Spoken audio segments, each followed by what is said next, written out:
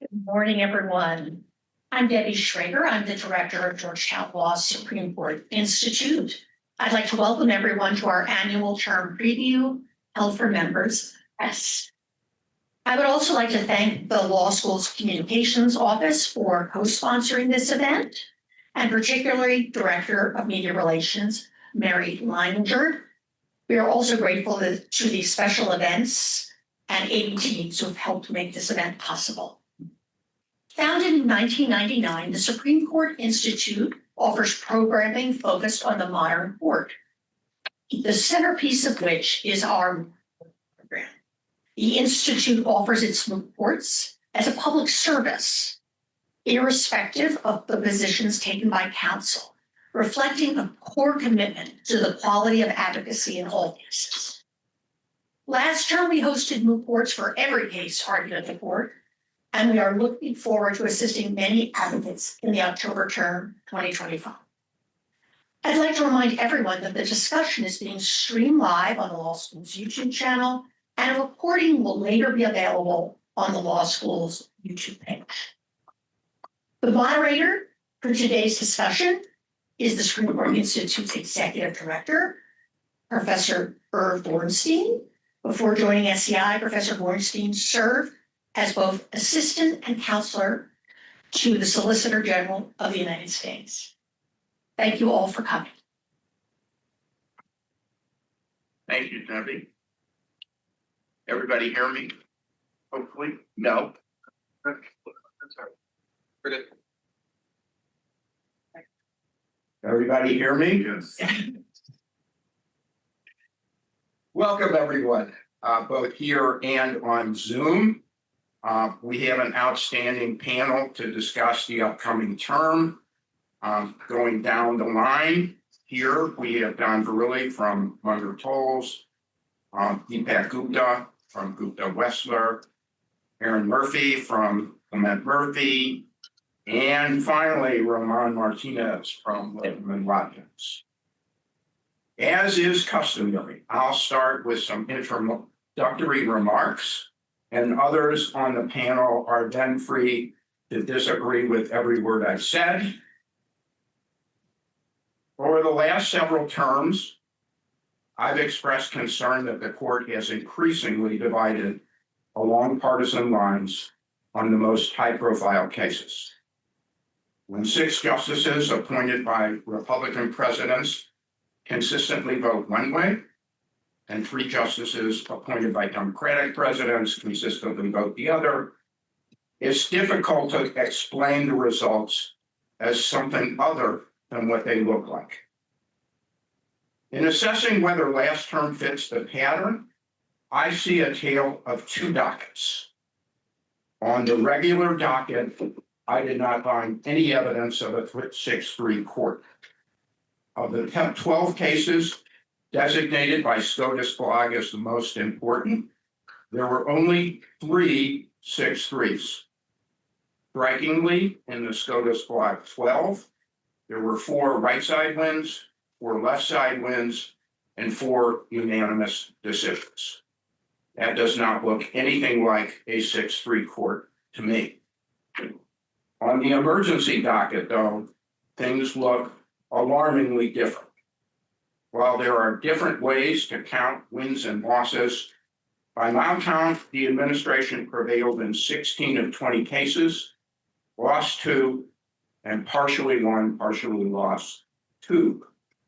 Out of the 16 administration outright wins, 10 were 6-3, including the dismissal of transgender service members from the military, the firing of members of independent agencies with good cause protection, the deportation of individuals without assessment of torture claims, the reversal of a universal injunction against the administration's policy to deny birthright citizenship, the DOJ takeover of our Social Security records, the decimation of the Department of Education, and the mass detention of individuals based on some combination of their Hispanic appearance, their manner of speech, where they gather, and what jobs they have.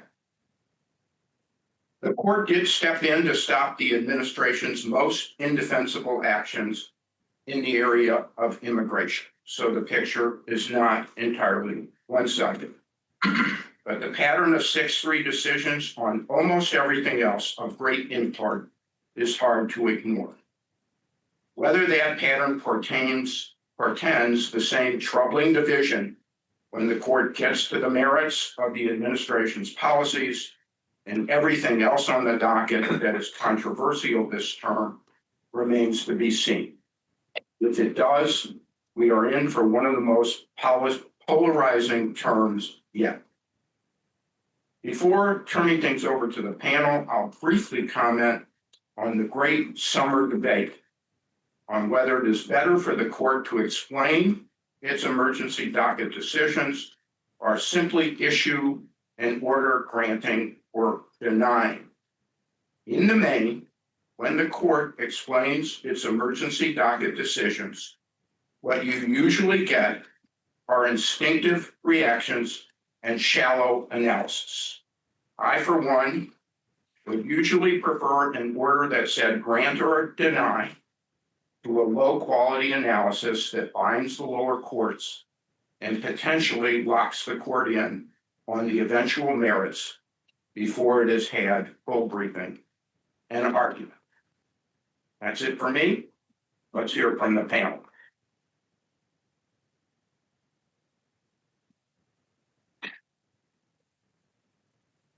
I wonder if what Tariff is describing as the great summer debate is downstream of another debate, which is whether it's appropriate for the court to be taking so many hotly contested, polarizing issues on the shadow docket.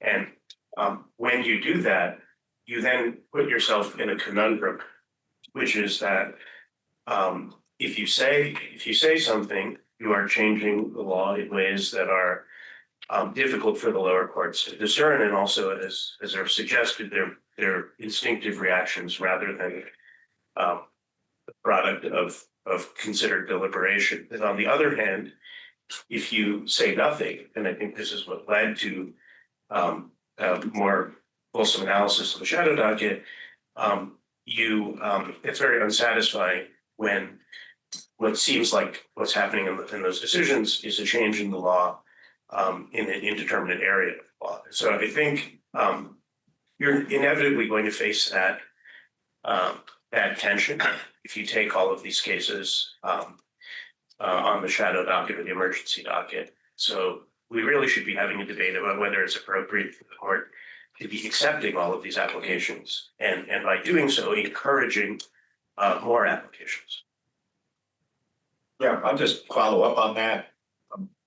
I do think, and I think this was true in the first Trump administration, and it's even more true now, that the granting of these emergency applications creates a feedback loop.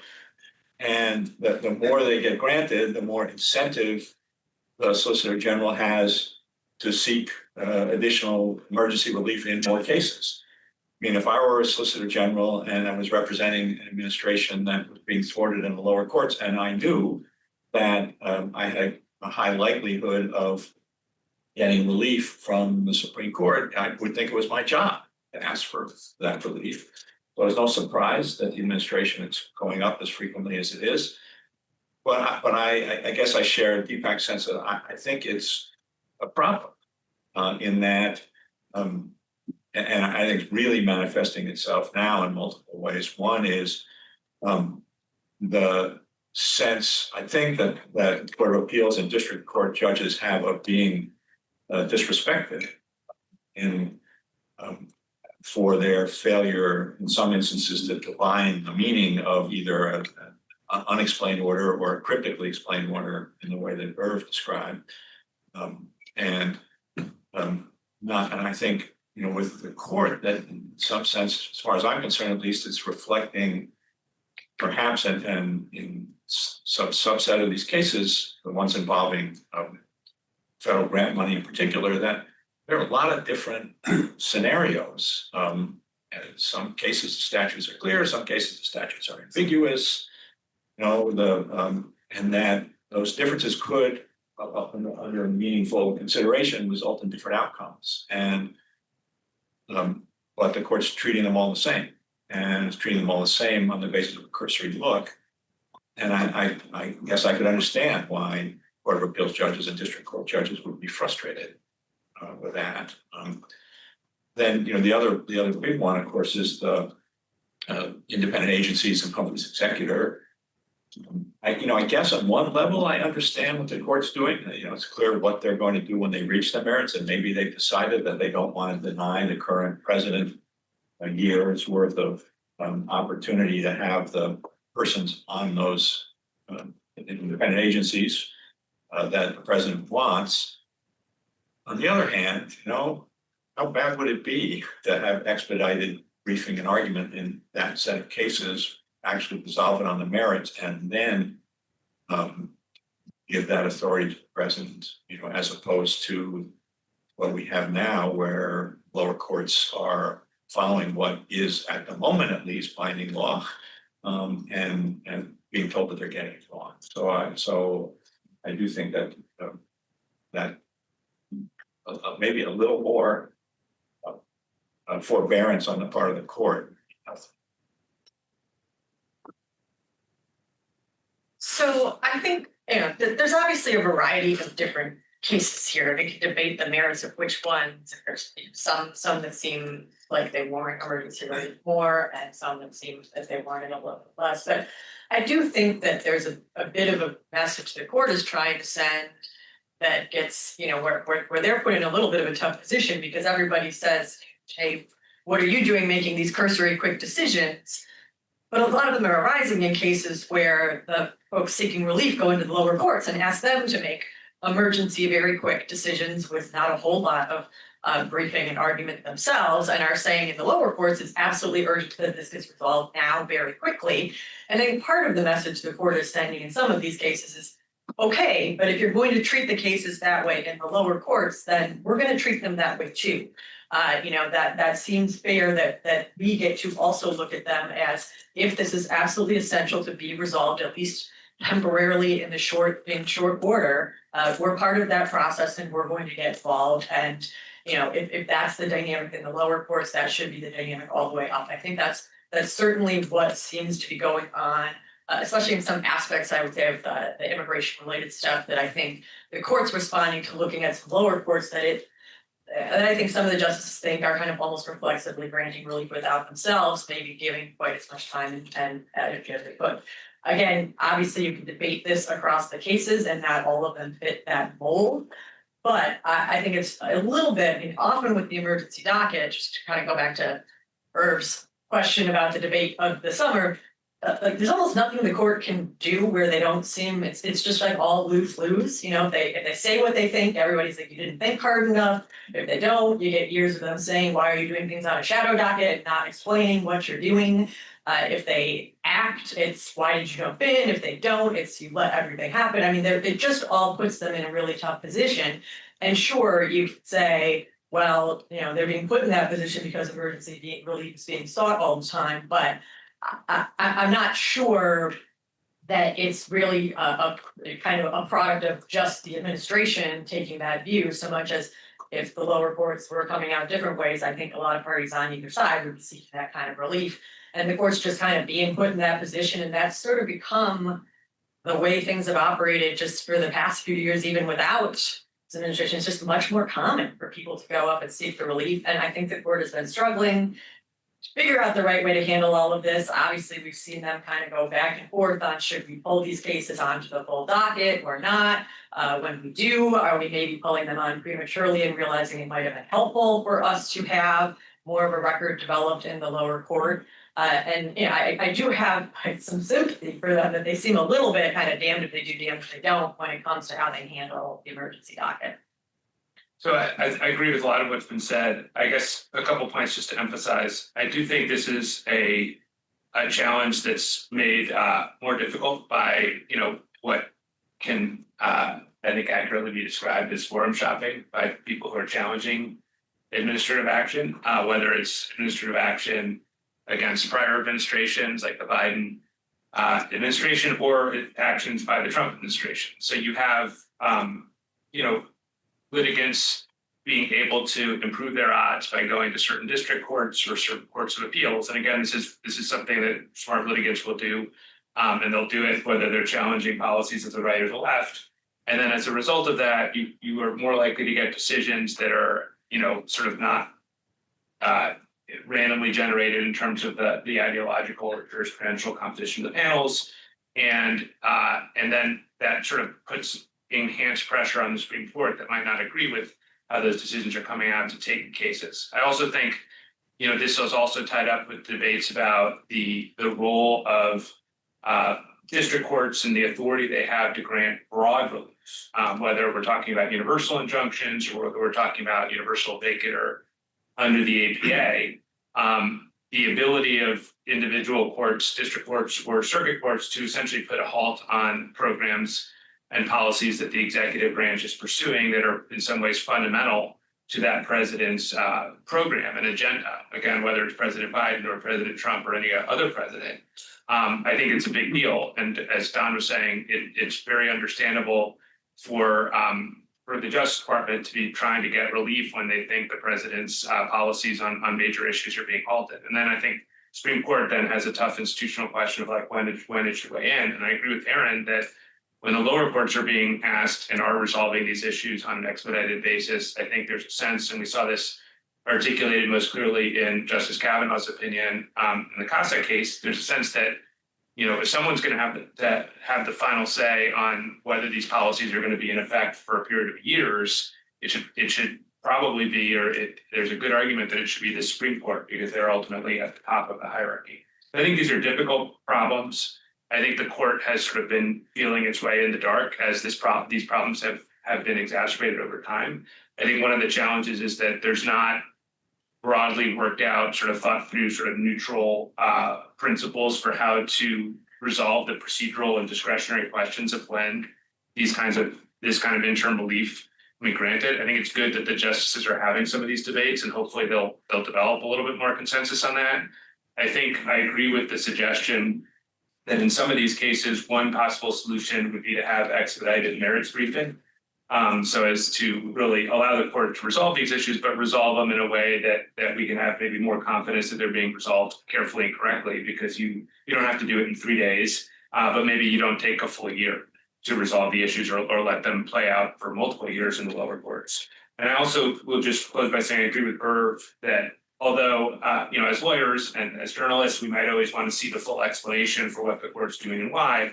I think it's true that there are some costs to having explanation on these shadow docket rulings or emergency docket rulings, in the sense that they are done by necessity on a very expedited basis. They don't fully reflect the court's sort of considered judgment on the issues, and I do think they can generate signals to lower courts and lock justices into positions that maybe on reflection they wouldn't take. So I think it's a challenging problem, and it's too bad the court's struggling with it, but hopefully they'll find a way to clear it all up by the end of this term. Anyone else want to just react to what anybody else has said? Just really quickly, I'd just say it's hard to have this discussion, for me at least, without acknowledging that we are living in an unusual moment of unprecedented extreme lawlessness emanating from the executive branch, where the executive branch in some cases seems to be deliberately setting up fights with the court. And you see this most acutely with the immigration and deportation cases, where of course those are emergencies. If someone's going to be spirited away from the country without due process, there has to be a determination immediately. That's what we have district courts for. District courts apply existing law to the facts and can do so quickly. The reason we have appellate courts, and particularly a court like the Supreme Court with 9 justices, is to have something very different, which is a deliberative process about what the law should be. And I think what the court has gotten itself in the position of doing over and over again since January of this year is sitting essentially as a district court, and that's why we're having the problems that we're having with the frustration by lower court judges, because the court is really ill-suited to do that. And what you get instead is gut reactions by the justices, and then those end up reflecting their priors. And that's bad for public confidence in the court. And it's just not how a hierarchical system of courts is supposed to operate. I'm not gonna take the bait on the lawlessness, so if you want to. I was just gonna welcome feedback to those of us who've been concerned about agency overreach and executive branch overreach. I'm very happy that you know these. I think the broader point is that the executive branch has been doing things that are questionable under the law for a number of years, and this is kind of this. We'll talk about this a little bit more when we get into the cases. But one of the interesting themes this term and just generally with the Trump administration is going to be to see how the Supreme Court applies some of the doctrines that have been more skeptical of executive branch overreach in prior years, and see whether and how we'll see whether and how they apply a lot of those doctrines to the actions of the Trump administration. And I was simply going to add the point that for folks who are interested in thinking about kind of whether and under what circumstances it's appropriate to grant emergency relief for the courts, I encourage you, and I'm sure many of you know about the litigation we're involved in where the United States sued all the judges in Maryland, and there's a lot of threshold issues there. That's what we prevailed on about not being able to sue judges at all. But the merits issue in the case is ultimately about kind of the circumstances when, you know, how courts think about granting temporary relief and how much you need to get into the merits on that if you really have a situation where you know, the case could be moved before you even look at it. So there's some interesting backdrop there, and especially since it's kind of litigation, the posture of it being highly unusual to say the least of the United States versus the courts. I'm just gonna reiterate what I said before. If the Supreme Court intervened less, this would be much less of a problem. It's just a question of, I mean, Erin's right, and I think in her point that the court is looking at district courts and courts of appeals and saying, well, they're being pretty interventionists, and then saying, well, and we're going to superintend that. But to me, it's one thing if a policy is going to be, if an administration is going to be thwarted from for years in implementing policy.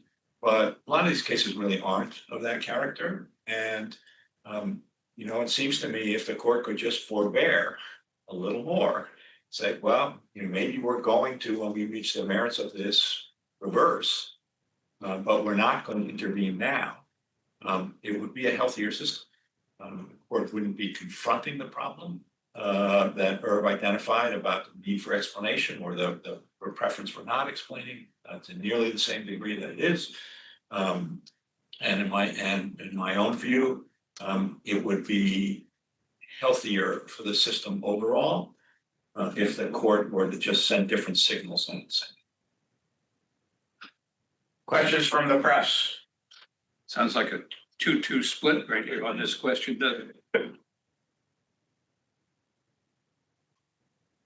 Yeah. It's mostly, I guess, mostly, I guess, for Don, because I think we've all at some point typed the statistics about how rarely the Bush 2 and Obama administrations went to the Supreme Court seeking emergency relief compared with the Biden and Trump administrations. And I was just wondering if you could talk a little bit about your time as SG and the decisions to seek emergency relief and whether, there were moments in which, you believe that the president's agenda was being thwarted, but did or did not seek emergency relief. Yeah, I think I went up twice in 5 years. I think I went up twice. I don't know if that's exactly accurate, but that's my recollection. And some number around 2 over a 5-year period. And now, in part, maybe that's because I didn't want to go up and lose. And, I made the calculation that I was likely to lose. Not so much just on the merits, but, on the basis of an assumption, which now seems quite quaint, that the court wasn't likely to intervene in the way that we wanted at such an early stage. And, there were important, probably the most important policy that President Obama tried to instigate through executive actions was DAPA, And that was, the subject of a nationwide injunction by a judge who was picked for the kinds of reasons Ramon identified.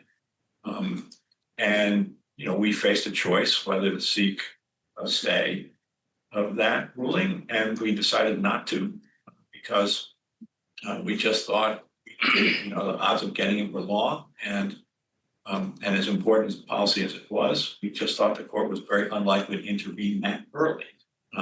And so we didn't go forward with it.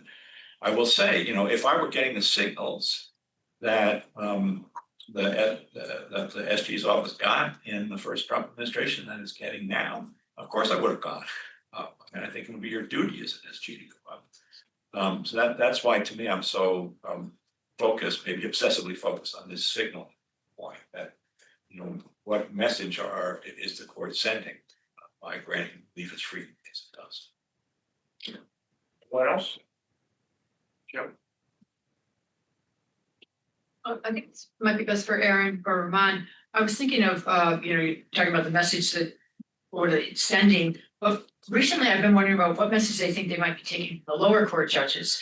And I'm thinking of, the whole spat between Judge Young and Justice Gorsuch, and then Allison Burroughs, and then most recently, the comments from the Fourth Circuit in the Doge case, where, across the ideological spectrum, they were saying, we think we're getting these signals, but are we getting signals? What are we getting?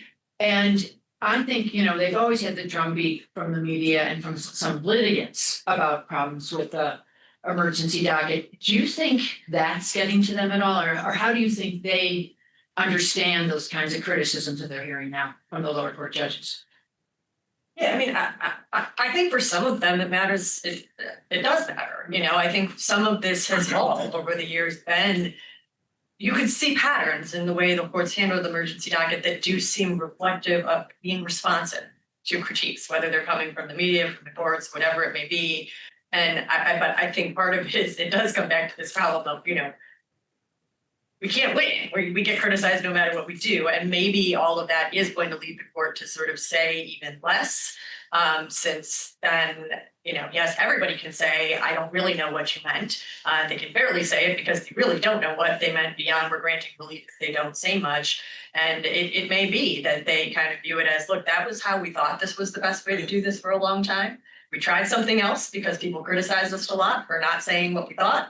And that doesn't actually seem to be helping.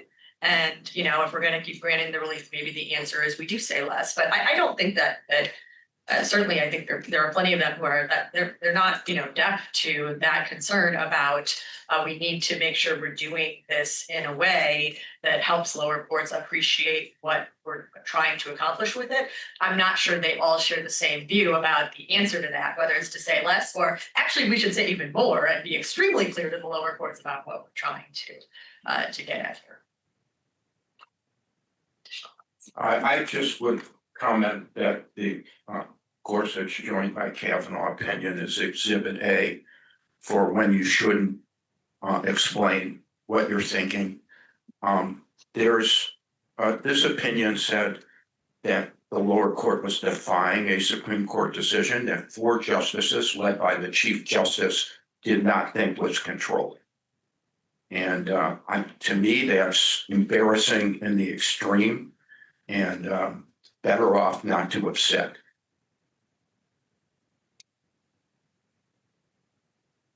Well, I'm not going to say anything is embarrassing in the extreme, but I will say there's sort of, it's one thing to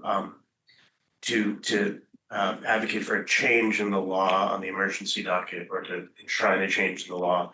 It's a second thing to say that is, controlling on the lower courts, and they should discern those changes when it can be very difficult to discern. And then it's another level beyond that to say that a lower court judge has defied the court, which implies some intentionality. I think that was extreme, and it was interesting to see the reaction by Judge Young, who said he apologized, but I think the quote was, he said this on the record, "I simply did not understand that orders on the emergency docket were precedent." And so, I think, I don't know what he meant by that, but I think I detect some implicit criticism that Obviously my job is to adhere to what the Supreme Court tells me, but I can't possibly have known that this is what I was supposed to do. And, one has to have some sympathy for the lower court judges who I think are just trying to do their job. Yeah, I thought it was interesting. I think just Kavanaugh, after that back and forth, I think he spoke recently at one of the judicial conferences and seemed to go out of his way to praise the work of district judges. So maybe he was trying to express some of that sympathy for their plight and maybe maybe he got an email from Herb or something. Yeah, I think the Chief Justice Abbott in particular are probably a little more receptive to those concerns about ensuring that lower courts really understand what's going on. And I'll just say for the third time, if they did it less, this would be less of a problem. Can I just ask Don a question though? I mean, do you have similar forbearance concerns about how district courts are handling these emergencies? Yeah, to some extent, sure. Yes, I think it's like it's sort of it's a broader challenge. I think. Yeah, but It's not just. Yeah, I agree, but there, and I think this is just because of the composition of the court and where we are now, there's an asymmetry to it. And that those kinds of district court interventions and certainly in the Obama administration, and I think in the Biden administration, are going to be left undisturbed more frequently. And that's why I just think, and some of those decisions ultimately Supreme Court did overturn, but they're left in place. And I just think that the sense of legitimacy of the system overall benefit from just taking this whole thing. Another question, yeah. I wanted to ask, to what extent do you think some of these cases, maybe the Slaughter case, are going to get to the court on the merits at this point, and we'll see the delta between the court's relief on the emergency docket and what their actual relief is on the merits? So I think I might get unanimity here, maybe. My general view is the court should take, maybe not unanimity, but more cases. I've been of that view for a long time. That's partly because I'm in private practice and I like to be able to get cases in the court. So in general, I wish they take more. I think that's actually this issue, and I think Deepak is going to cover that set of issues a little bit more deeply later in the discussion. But that's like a kind of exhibit A for the kind of issue. It's recurring. They're dealing with it. It's causing tension between them and the lower courts because the lower courts don't really know exactly how precedential these orders are. It seems like that would be something that would be wise for them to resolve on the merits one way or the other, so that there's just clarity and guidance. And I predict that at some point in the next year we'll get a merits decision on that. Yeah, I mean, I do think also there's one thing the court seems to have learned a little bit over its experience of figuring out which of these cases to move quickly or not is you got to think to some degree about which ones actually involve facts that matter and actual disputes or disputes about the scope of the statute, disputes about the nature of the party's conduct, all of that type of stuff. I think they have found, I kind of learned a little bit the hard way that sometimes when you take some of those cases really quickly, it doesn't help. On the flip side, sometimes you have some of these cases that are just, they're really just pure legal issues, and it may well make sense to just pull them up. We can do this as easily as anybody. Let's have some briefing. Let's figure out the law, and they really are cleanly presented. And at that point, you don't gain a whole lot out of waiting a while on resolving some of these issues. But I think that may be something that, from experience, they figured out. We should be paying careful attention to exactly what we know about a case below before we kind of try quickly on it. So let's move on. And so we have enough time to get through our agenda here. Aaron will present Childs versus Salazar on whether a prohibition on talk therapy to change sexual orientation or gender identity violates the First Amendment. Sure. So as Irv said, Childs v. Salazar involves a prohibition on what is generally called conversion therapy. Roughly around half the states in the country have similar laws to this effect. And while they prohibit various types of medical therapy and interventions, they also, as Colorado's and several of them, apply in the context of talk therapy, counseling, the types of treatment that purely involve speech. And so this case involves a question of, as applied to the kind of therapy that's just speech, are these laws, do they violate the First Amendment? This one arises out of a Colorado law. So, and Colorado has a pretty broad definition of what it defines as prohibited conversion therapy. Any practice or treatment that attempts or purports to change an individual's sexual orientation or gender identity, including efforts to change behaviors or gender expressions, or to eliminate or reduce sexual or romantic attraction or feelings toward individuals of the same sex.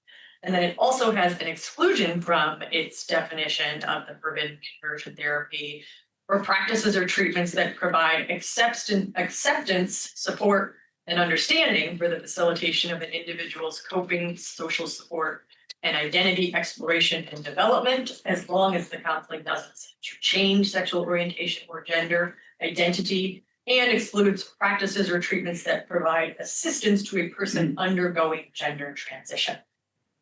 The plaintiff here, Kaylee Childs, is a licensed counselor in Colorado who engages in talk therapy. And she wants to engage in therapy that she understands to be prohibited by this law. And as she understands this law, to essentially say it's okay to provide therapy to somebody that is encouraging or supporting efforts to transition, but it's not okay to provide therapy that is encouraging or supporting, discouraging transitioning or encouraging or supporting detransitioning. And she says that she would like to engage in counseling for clients who seek out counseling to reduce or eliminate unwanted sexual attractions, change sexual behaviors, or grow in experience harmony with their physical body. Her basic argument is that as applied to talk therapy, this is a direct regulation of speech.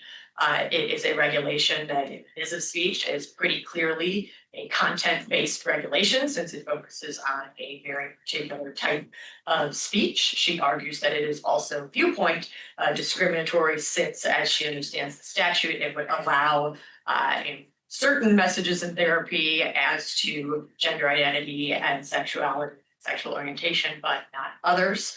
And she argues that the state therefore has to be strict and that it can't.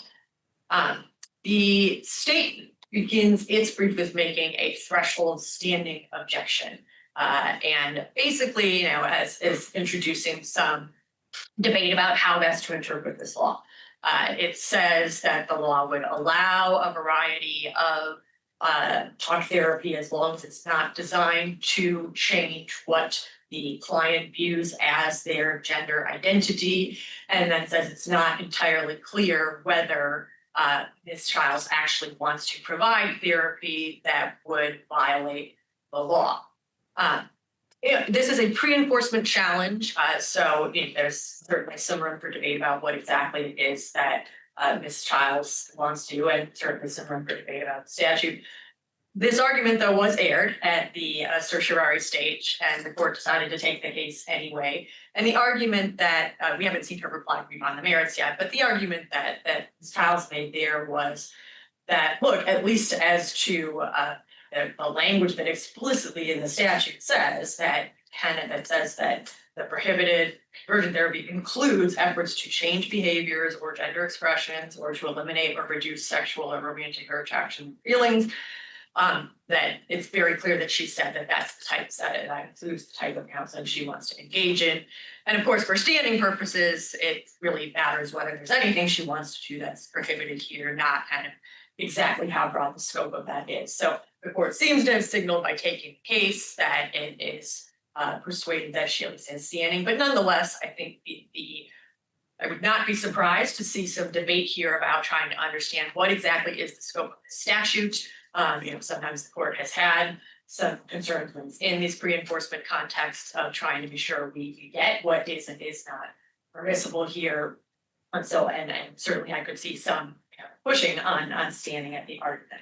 But once you set aside that threshold issue, I think the really core threshold debate for First Amendment purposes here is whether this is a regulation of speech that's covered by the First Amendment, or whether, as the state argues, it's a regulation of conduct and one that implicates speech only incidentally. So to the extent, there's some discussion in the lower courts that seems to kind of view it in terms of, since this law regulates both talk therapy and other types of therapy, it's a law that necessarily implicates speech only incidentally.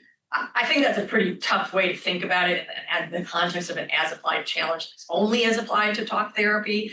I think the argument the court will probably, in my mind, spend more time focusing on is, okay, we're going to take this as a given that we're really just focusing on this law as applied to talk therapy. But even in that context, do we think of a regulation of the essentially kind of practice of a form of medicine as something that, but even when it involves speech, implicates the First Amendment? That's really the core argument the state is making, that this is a regulation of professional conduct of providing therapy, and that in that context, you can regulate speech kind of incidentally to regulating what the reasonable care, reasonable course of care, reasonable treatment is. And the state points to things like medical malpractice regimes and licensing laws that impose restrictions on what types of treatment that can be provided, including, that you can't give people, you could be held liable for giving bad medical advice that is inconsistent with the standard of care.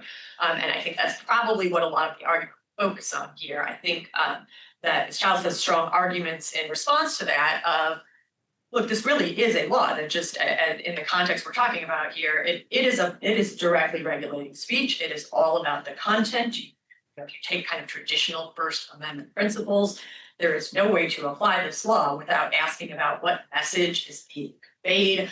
All of that kind of traditional First Amendment doctrine takes you pretty clearly to this is a regulation of speech, and it is a regulation of speech that at minimum is content-based and is arguably, has viewpoint discrimination as well. And I think there's some tricky things here. Both sides have their parades horribles, with the state saying this will essentially get in the way of all manner of efforts to regulate the medical profession whenever speech is involved. But Childs responds by saying, okay, but the flip side of this is, if you think that this is not a speech regulation, then there's sort of no end to the ways that states could essentially try to accomplish political objectives by regulating what can be said in therapy about sensitive issues, banning, encouraging or discouraging divorce, banning speech about abortions in the therapy context. So there's certainly, kind of those types of policy and parade of horribles arguments on both sides of it. We haven't seen the reply brief again yet from Childs, but I think there's arguments to be made that some of the types of laws that the state is pointing to, things like medical malpractice regimes and licensing regimes, actually fit somewhat comfortably into areas in the First Amendment where generally, even when you have a speech restriction, they're permissible. Things like you can't actually have false or misleading speech, or encourage people to engage in actual activity that is harmful to them or others. So I would expect to see some argument in reply about how, even if you thought those implicate the First Amendment, there's first settled doctrine that deals with some of those areas. But I think a lot of debate here will center around first, kind of being sure that there's an shared understanding of how the statute operates, and then second, on this core threshold question of whether and how this implicates the First Amendment. If the court says it does implicate the First Amendment, it's pretty darn hard to say it doesn't it doesn't require strict scrutiny. That said, the court kind of made up intermediate scrutiny in a case last year, for those of you who followed Paxton, so who knows these days. But obviously the dynamics are a little bit different here, in that I think the justices who did Paxton are not particularly big fans of the speech at issue there, and they may be much more sympathetic to the speech at issue here. If the court does get to strict scrutiny, they may well end up remanding that question to the lower courts, since it wasn't reached. But and once you're at that point, I think you start to see a debate that is, in many respects, similar to the debate that was going on last year in Scrimeti, in terms of are we comfortable kind of saying that it's very, that there's a scientific and medical consensus about what is or is not harmful in the context of something like this kind of therapy? And I think based on the signals we saw last year, I'm not sure the court's going to feel incredibly comfortable saying that it can, confidently say the state's established that there is a consensus if it's reaching that issue. But that may be an issue, that may be a reason that leads them to think about kicking that particular piece of it back down, which I think is what SG recommended they do there. Thank you. Anyone else want to weigh in on this one?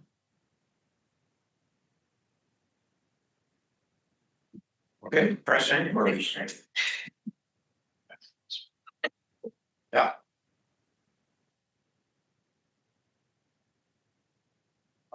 Aaron, you touched on the debate that's happening, and that was part of the briefing and the argument in the Scrimetti case.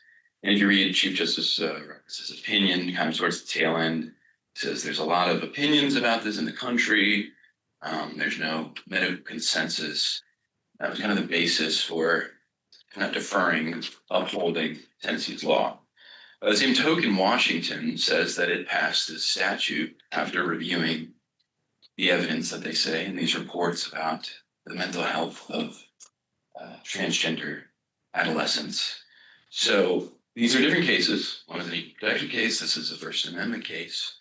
But would not the message to maybe the lay public be seeing as the court is actually taking sides in this debate, were it to strike down the Washington law on a very divisive public issue like the rights of and the mental health of adolescent teens, whereas deferring to the legislature in the Tennessee case? So I think that there's a little bit different dynamics in terms of just sort of the legal analysis, how you come at it, because if you're in the context of the First Amendment and strict scrutiny, it's the burden of the state to prove that it has established that there is, full consensus, and there's while there, the argument that we'll see for Childs is even if you take a lot of what the state's pointing to, there's a level of generality issue, and because a lot of it's talking about therapy writ large and not necessarily focused specifically on the nature of talk therapy. But to your point, I do think there's also an interesting kind of symmetry here of, I do think if the court says it were to reach the question and say, we're just not persuaded that the state's met its burden here. I mean, it'd be hard to then say if you were facing a law that kind of came at this from the other end, saying we're going to prohibit the therapy that's encouraging transitioning. I think you're then kind of saying, look, we're just going to treat speech restrictions differently than laws that deal with hormone treatment, surgeries, kind of physical intervention. And I think, if you kind of treated one set of speech and the other set of speech differently, then you may have some basis to start saying, boy, it sounds like you're being a little bit, inconsistent in how you're approaching it. But I think there's a principal basis to say we're going to treat speech therapy a little bit differently than we're going to treat things that don't implicate the First Amendment.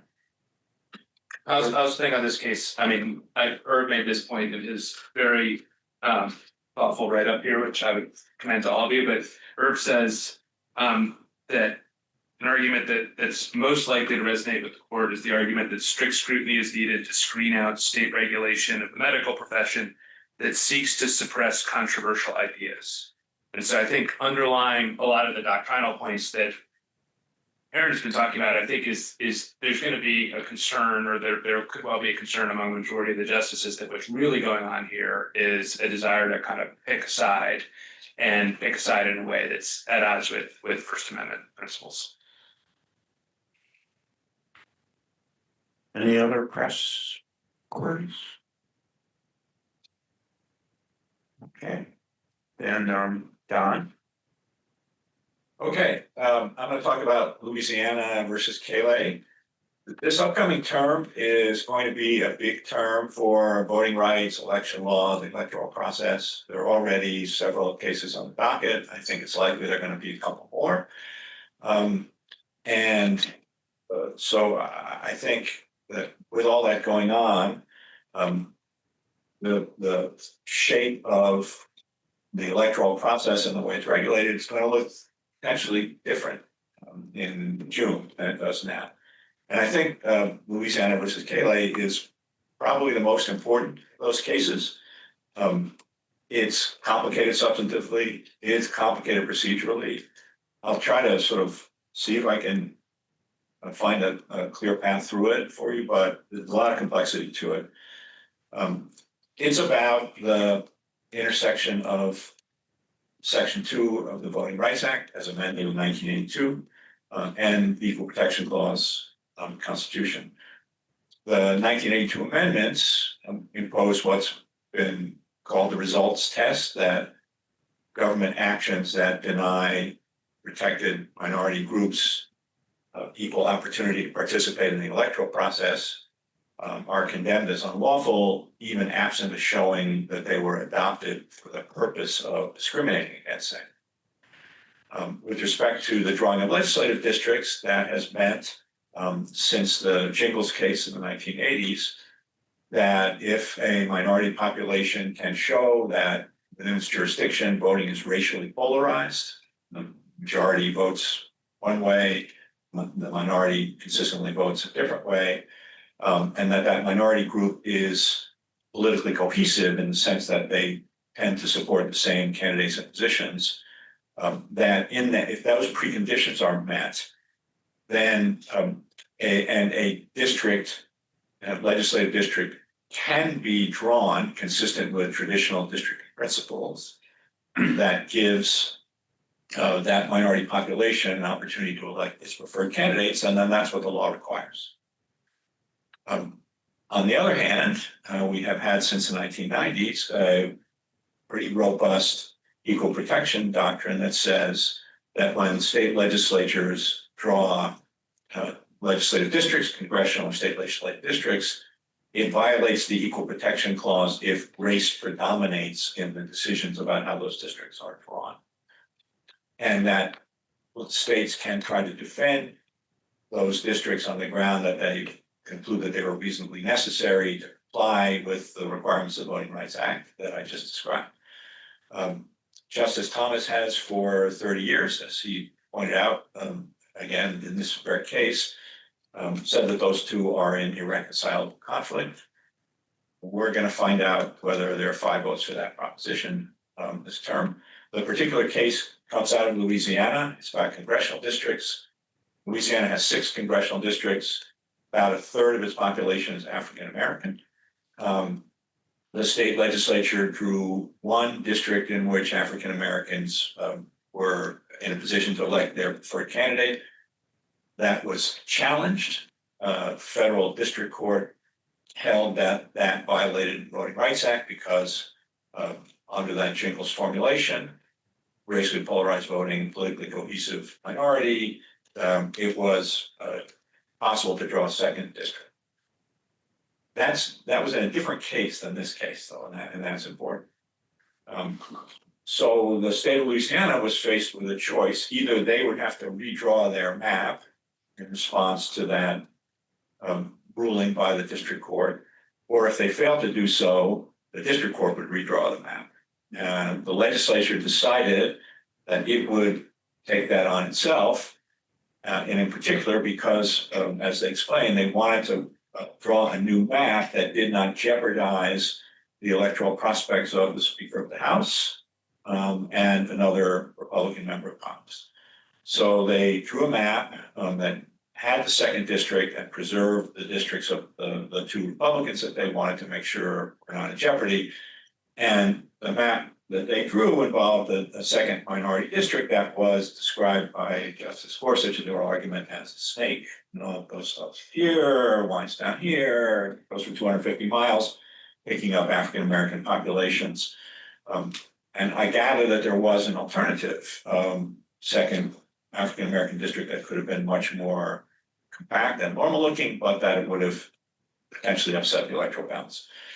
So that's the state of play. A group of plaintiffs who describe themselves as non-African American plaintiffs sued, saying that that redrawn map violates the Equal Protection Clause. And that went before a 3-judge court. The 3-judge court agreed that it violated the Equal Protection Clause. And that case went up to the court and was briefed and argued last term. And last term, the state of Louisiana defended the districts on the ground that I just described, that they made a practical judgment for political reasons to draw the map the way they did in order to avoid having the court take it over. The plaintiffs challenging the map made a series of arguments. One of which was, although it was only 2 pages in their brief, that that the state of Louisiana can't justify having drawn this second district because it wasn't reasonably necessary to comply with the Voting Rights Act, and in fact, the Voting Rights Act would be unconstitutional if it required this. An argument I gather that they didn't make in the lower courts. So at oral argument last term, there was a lot of discussion that focused on that decision that I identified that wasn't before the courts. Was it wrong? Was it so wrong? If it was so wrong, does that mean that the justification for drawing this second district was an invalid or insubstantial justification? Come the end of the term, the court doesn't decide the case, and it issues an order saying that the case is going to be set for re-argument in the fall, and that there'll be an order to follow identifying the issue. And quite interestingly, Justice Thomas dissents from that and says, look, this case should be decided now. It's in our mandatory jurisdiction. We've had briefing and argument. We should decide this case now. And the time has come for the court to agree with this view that I've been articulating for 30 years, that Voting Rights Act and the Protection Clause are in irreconcilable conflict under the Jingle standard. So then, some weeks later, the court did issue an order about what it wanted in the way of focus in the upcoming re-argument and rebriefing, and it was whether the state's intentional creation of a second majority-minority congressional district violates the 14th or 15th Amendments to the U.S. Constitution.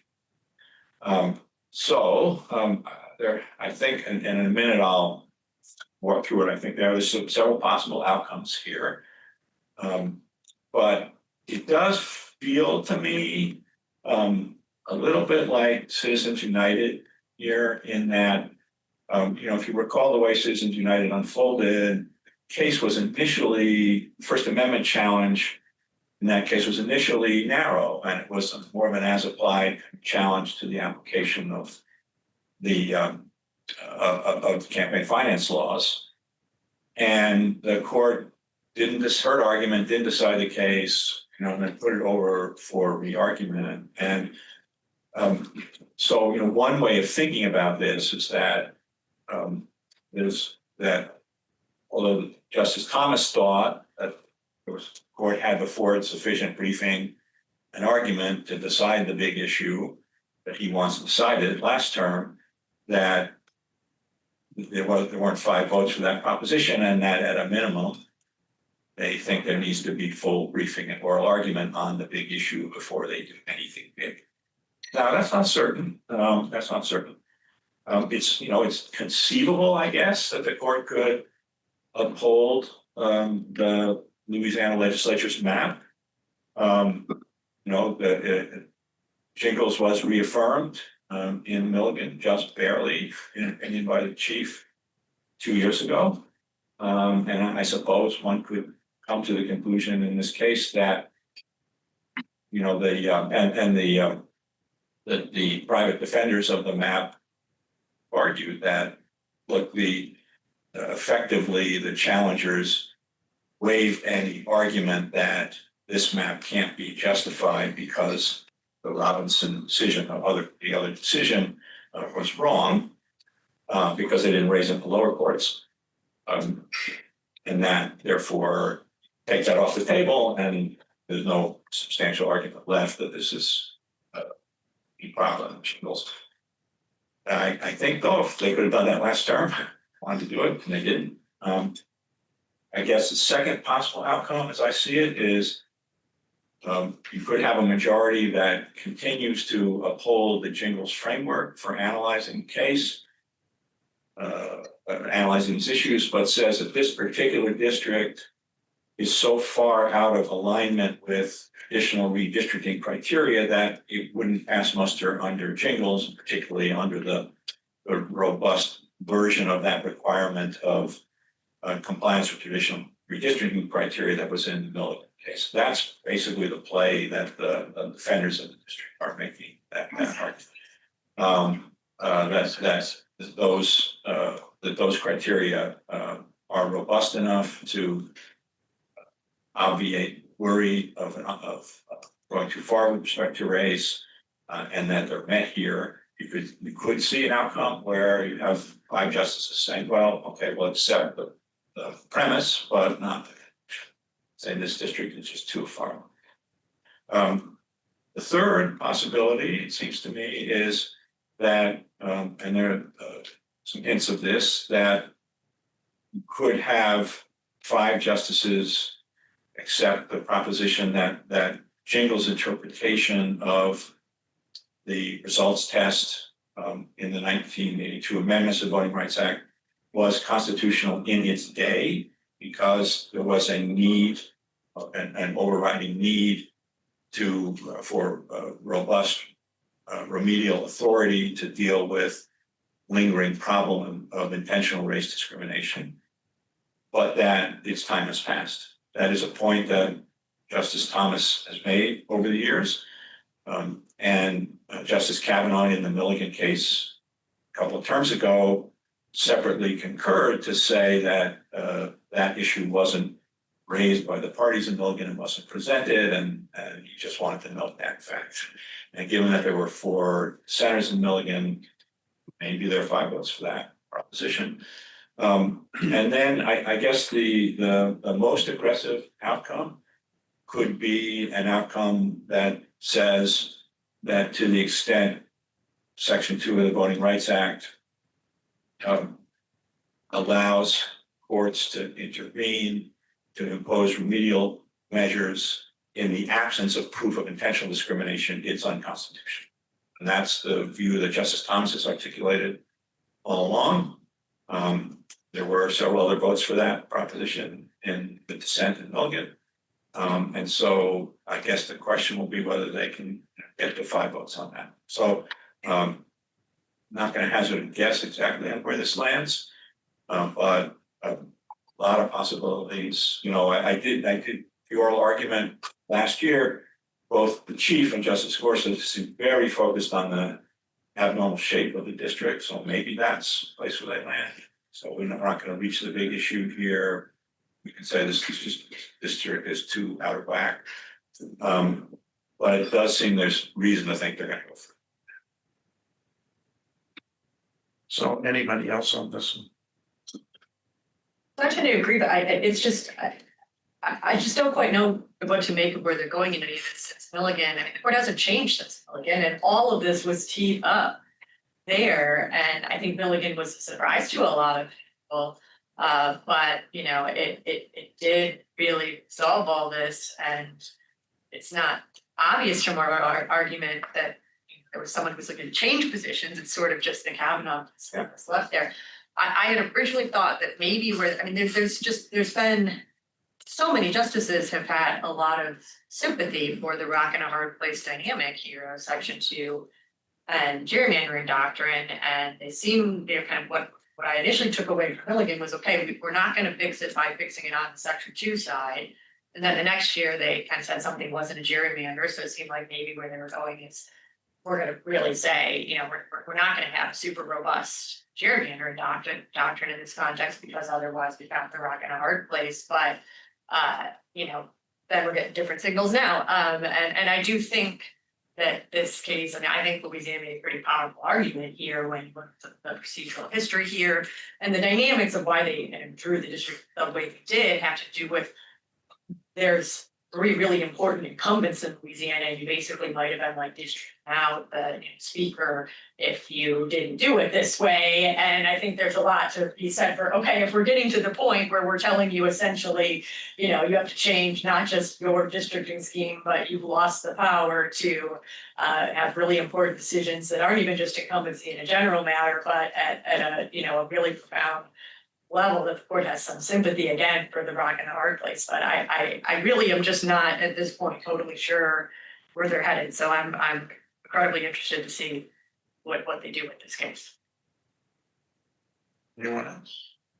So Yeah, so go ahead, no, go ahead. So I was shocked at the Milligan case. I don't know if anybody else was.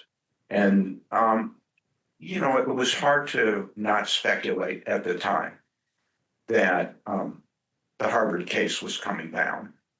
And the way it was going to come down was going to be upsetting to a lot of people.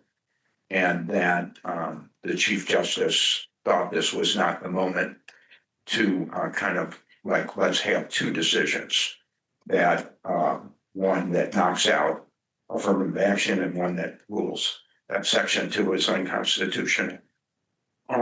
But surprisingly, to me, that there was a way offered out, and maybe it wasn't a great way out, but the lead dissent, the part of the dissenting opinion that got everyone, including Alito, for example, I think Alito didn't sign on to anything else, was to try to make Section 2 closer than it had previously been thought to be, to sort of a not an intentional discrimination statute, but a statute where you would at least be suspicious about intentional discrimination. And that was to say, the baseline had to be, you had to draw a district that was race blind and say, okay, that's the baseline. We can draw a district that's race blind.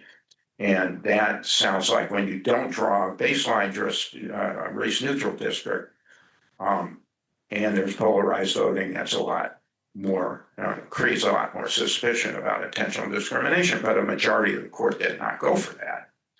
And so you were left with, I think, the Kavanaugh idea, which seems to me to be the most likely a thing about where they're headed, which is sort of whatever Section 2 was, whether it was justified or not at the outset, it's too late. And, there only needs to be one person who thinks that, because four people can say Section 2 was always unconstitutional, and one person can say, these kinds of statutes have to have a deadline, and this is too long, and very consistent with the theme that he struck in the Harvard case. And so that's where I think this is probably headed. Yeah, I was gonna say more or less the same. And then press, yeah. The only thing I was gonna add to the Milligan one, not just that Harvard was in the background, but you remember how hard Alabama was pushing? And I remember from the bench, I think at one point Alito said, do you really need us to go this far? So I think there was a little bit of a reaction formation thing on that one.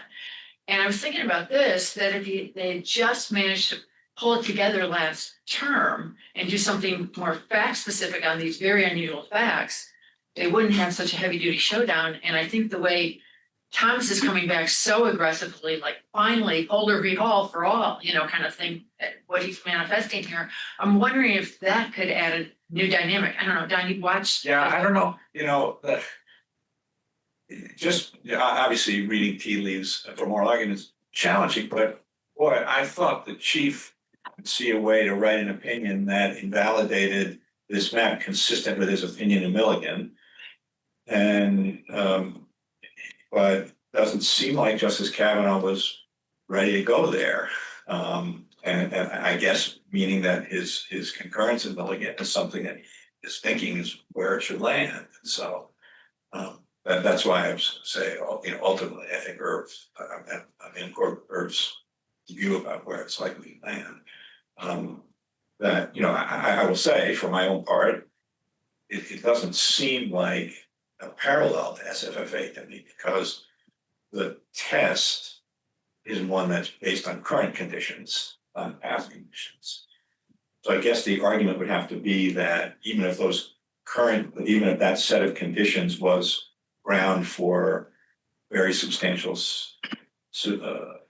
suspicion in the 1980s that there was actually intentional discrimination going on, the world's so different now that that same set of conditions isn't a basis for comparable inference. And you could say that, I guess, but how do you, I don't know how you could ever actually substantiate that kind of assumption. And where do you think the chief will land? I think he's gonna, I think he'll say under Milligan, I think he'd be by himself if there are 5 votes. If there's a 4-1 to invalidate results test, I think my prediction would be that he'll say, no, under Milligan, this was unlawful, we need not have gone any further.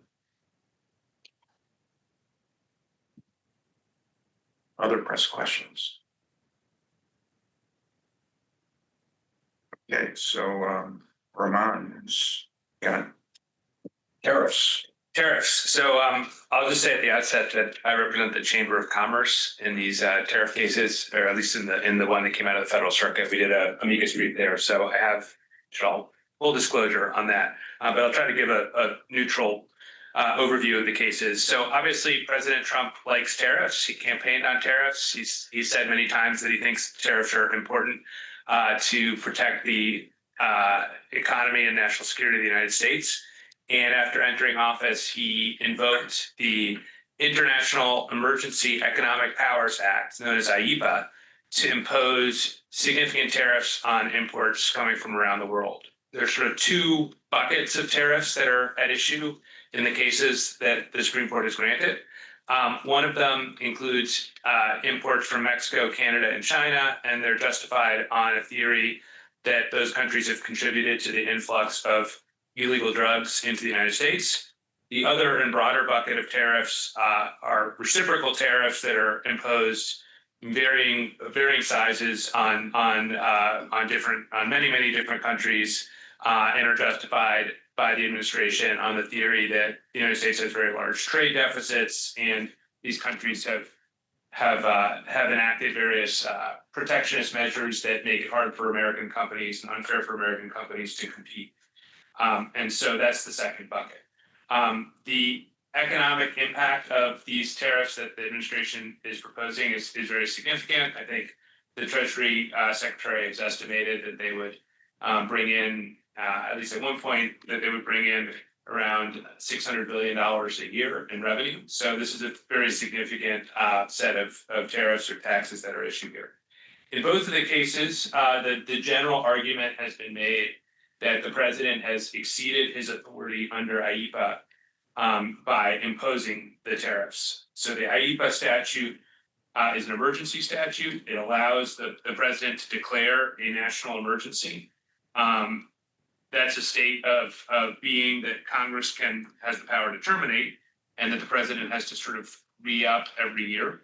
IEEPA then gives the president certain emergency powers to deal with any, quote, unusual and extraordinary threat, which has the source in whole or substantial part outside the United States to the national security, foreign policy, or economy of the United States. And then it gets more specific. It says one of these powers is the power to regulate, direct and compel, nullify, void, prevent or prohibit any importation or exportation of property in which any foreign country or national thereof has any interest. And so the key language here that's at issue is the power to regulate importation of property. And does that power regulate importation of property encompass the ability, once an emergency is declared, to impose tariffs without limitation as to their amount or their duration?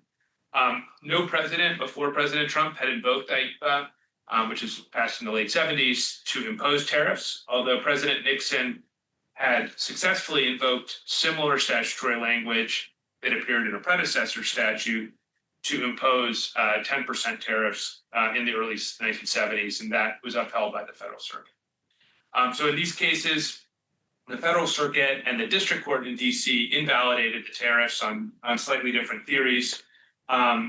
The Supreme Court granted cert in both cases, one of which is in an unusual cert before judgment posture. DC Circuit had not ruled on the merits.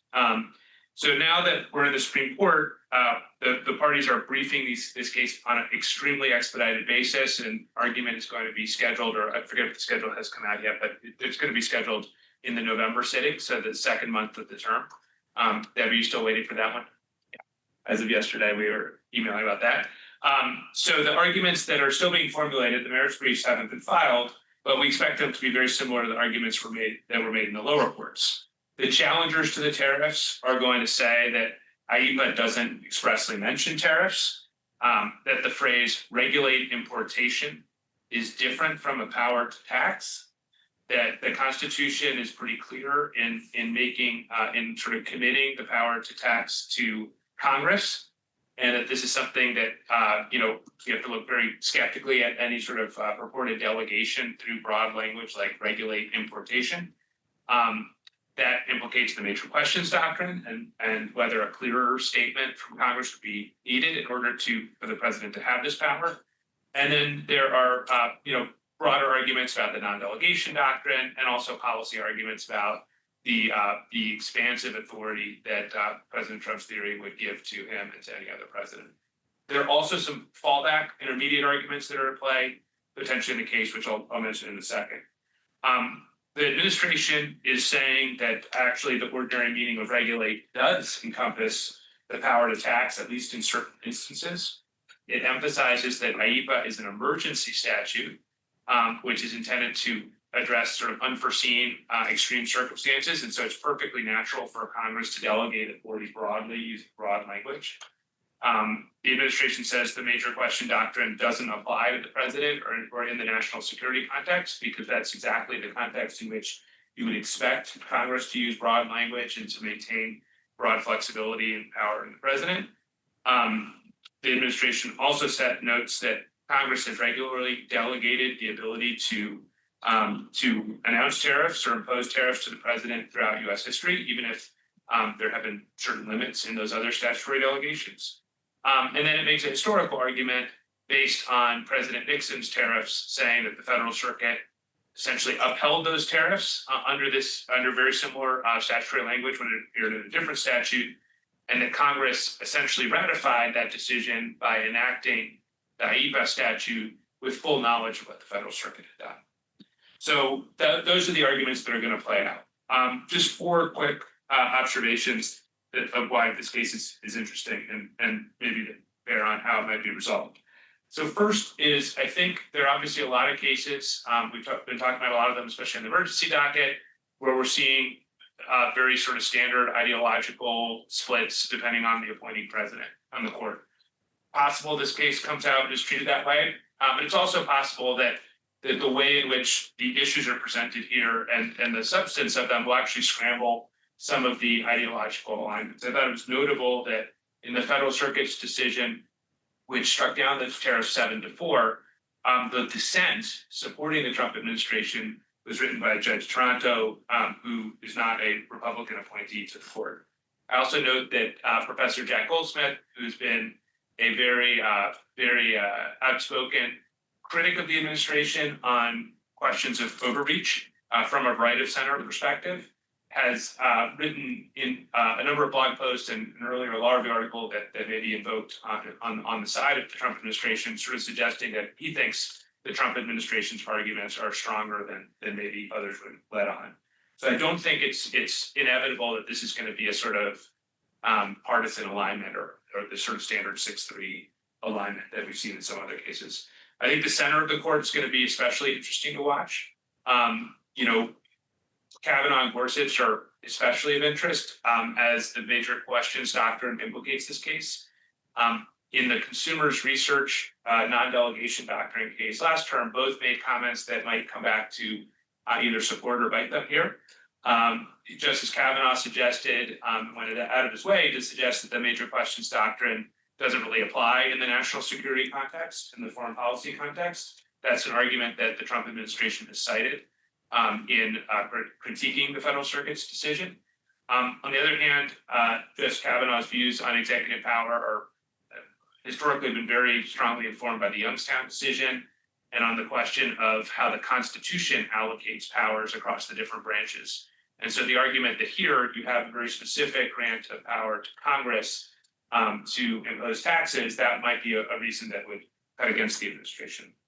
Justice Gorsuch, for his part, has said that the major questions doctrine is especially important in the tax context, although it's not totally clear if that would hold up in the context of sort of international taxes or taxes that implicate international relations and national security. So we'll see if the normal or the standard alignments hold up. Second, I think it's possible that the court issues a thumbs up or thumbs down sort of categorical decision. I think it's also possible that they might that there might be an impetus, especially if the various coalitions are scrambled here, that they might try to seek some sort of off-ramp or compromise or more moderate decision that ends up somewhere in the middle. One option that the challengers may give is the notion, at least with respect to the reciprocal tariffs or addressing the trade deficit, there's actually a separate statute, Section 122 of the Trade Act, which seems to expressly govern the situation in which trade deficits are an issue and places limits on the president's ability to impose tariffs. So the justices could say, yeah, I impose a broad statute, but in this one particular context of tariffs needed because of trade deficits, you need to look to Section 122. And if they did that, maybe they could distinguish those tariffs from the drug trafficking inspired tariffs. Another possible middle ground is to do something that preserves the president's ability to impose some sort of tariffs under AIPA. But maybe the problem here is that the tariffs are just unlimited, they're too broad, they're too high. That sort of seems to be where the Federal Circuit may have ended up. Its decision did not purport to say that the president cannot impose tariffs. Instead, it said the president can't impose these tariffs. And in part, it relied on the reasoning of its Yoshida case addressing President Nixon's tariffs. A third thing, a broader point is, I think this case does implicate the point I was making earlier, which is that a lot of the debate in this case is going to be about textualism and how you regulate a phrase like regulate importation. It's also going to be about the major questions doctrine. It's also going to be about deference, and it's going to be about non-delegation principles. And these are all the same kind of arguments that the conservative side of the court has been pushing very strongly in recent years to limit the use, and some would say abuse, of executive branch authority. It'll be interesting to see how those same principles are applied in this context where you have a Republican president with a major policy initiative. I don't think I don't think there's a one-size-fits-all answer to how those principles apply in every case, but it'll be interesting to see the justices kind of grapple with those evolving doctrines and apply it here. And then finally, separate from the merits of the case, I do think this case is interesting for those of you who are watching the court closely, it's sort of interesting in seeing how the Solicitor General's office has approached this litigation. In general, my view is that OSG is in an especially challenging spot. You have an administration that's doing things a little differently from prior administrations and is using its filings in court to achieve sometimes political and policy objectives in addition to trying to persuade judges in court. And I think OSG has a very strong institutional tradition of being very moderate, very gray, both literally and figuratively in its briefing. Here we see an OSG brief on behalf of the administration that doesn't shy away from quoting the president's very strong rhetoric. President Trump is quoted in the brief as characterizing trade deficits as catastrophic, country killing, creating an ongoing economic emergency of historic proportions. That's very vivid language that maybe the Solicitor General's office would not have been as likely to use in other administrations. On the other hand, the government and the Solicitor General have been careful in how it's invoking that language. It seems to be very clearly quoting the president as opposed to necessarily putting those characterizations in its own terms. And I think it's doing a very careful job of sort of navigating this conflict between what its client, the president, the executive branch wants to say, and also calibrating that message to how the justices are most likely to respond positively to it. So it'll be a very interesting case. It's going to be argued in November, and I think it's likely to be one of the major separation of powers, executive branch authority cases that the court will hear certainly this term and near the precedent. Okay, so do we have other comments on this one? Weigh in? So I would just say that my initial reaction to this case was that the argument aimed at the middle of the court would be you can do the lead opinion of the Federal Circuit, which is you might be able to do some tariffs, but not ones that have no limit on how high they can go and no real limit on how long they can last. But then I read the Toronto opinion. And I have to say my view of the likelihood of the success of that argument went down quite a lot after I read the Toronto opinion. For those of you who may know, Richard Toronto is, I would say one of the best judges in the country and a very careful thinker and somebody who is as blind to considerations other than getting the law right as any judge I know. And so, plus his analysis just seemed to be to make it very difficult for the center of the court to go that way. And so I do think it's going to come down mostly to the broader question about whether the president can ever use this statute to impose tariffs, and possibly the backup argument on there's a particular statute that deals with trade deficits, although I think there's some problems with that one too. And so I do think there are really good arguments on both sides of this, of the major question about, and I don't mean the major question doctrine, but whether you should read this authority to regulate as embracing tariffs, and I think that's where the case will be decided, one way or the other. Anyone else? Yeah, Ramon, since you're the practitioner and you presented on this, I was curious because there are two applications with some pretty high-end legal talent, and yet the court consolidated the case. And do you expect, like, who would you expect to argue, and or do they come in and say let's split it? Or? I was going to wade in on all of Deepak's provocations, but that one just goes too far. I'm not going to get in the middle of all those great advocates fighting it out. No, I don't know who's going to argue it. I think sometimes in a case like this, there's a jurisdictional question about whether the case should be brought, and that seems to be arguably wrapped up in the merits. And it seems like the court maybe just wanted to be able to tie this all up so it could resolve it quickly. And then, in these sort of circumstances, they often kick to the parties the fun task of figuring out who exactly is going to stand up. And I don't know if they're going to split time or not split time. I think in one of the cases, the states are involved as well. So we'll see. But I think the good news is I think it will be well represented on both sides of the case. I could ask you that.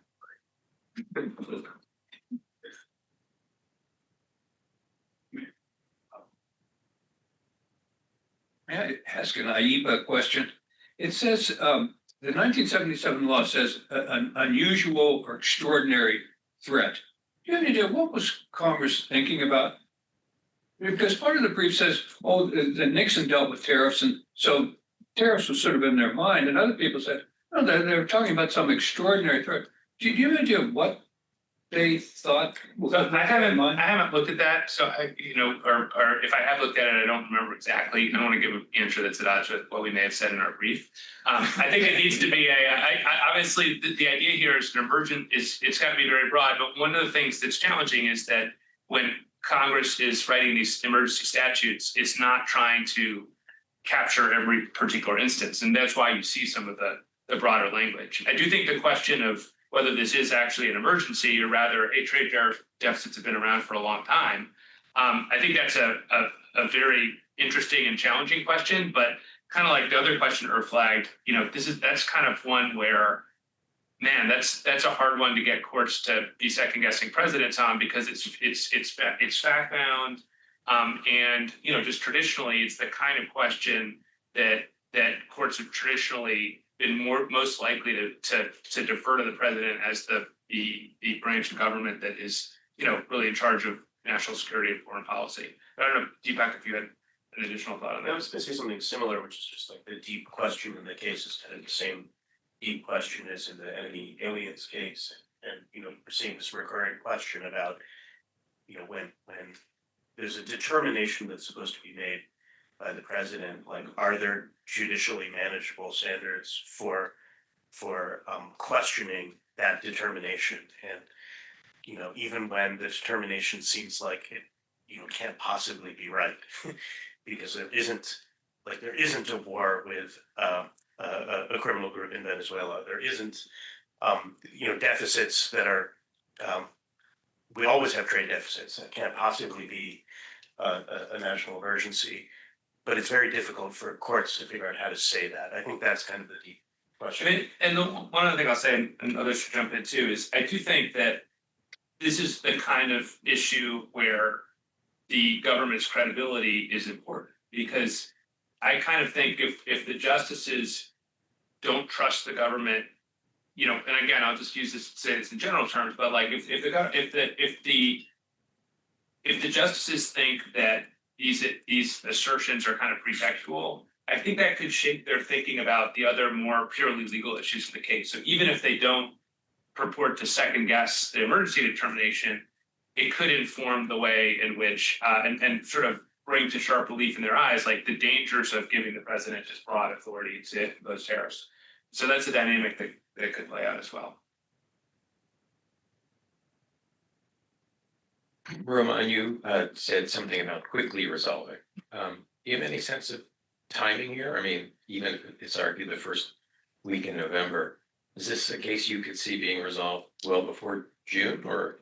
I think possibly. The administration filed a request for super expedited consideration. I don't even know what the briefing schedule is, but they may have to file their brief within days. I mean, I think they proposed that they would file their brief within like a week or something, and they said the other side should file its brief in a week.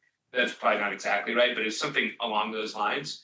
So, and they made the case that the president is using these tariffs as a tool in foreign policy in negotiations with a lot of these other countries. And before I read their brief, I was kind of skeptical of the case for expedition, but they actually make a pretty persuasive case that if he has this power and it's a legitimate use of the power, then, this is like pressing now because there are all these international negotiations that are going on. And then even more interesting, Kachel on the other side of one of the cases filed his response to the cert petition within 36 hours, acquiescing in the grant. So kind of confirming from that perspective of the case, from that side of the case, that the court should deal with it now and should move quickly. And then in the other case, you have Pratik Shah challenging the law and filed a cert before judgment petition. So everyone seems to think this should get up quickly and be resolved quickly. And if the president is right that he has this power, I think there's a strong policy case for resolving this as quickly as possible. This seems to me like it's going to be on a TikTok timeline. So that would be my guess.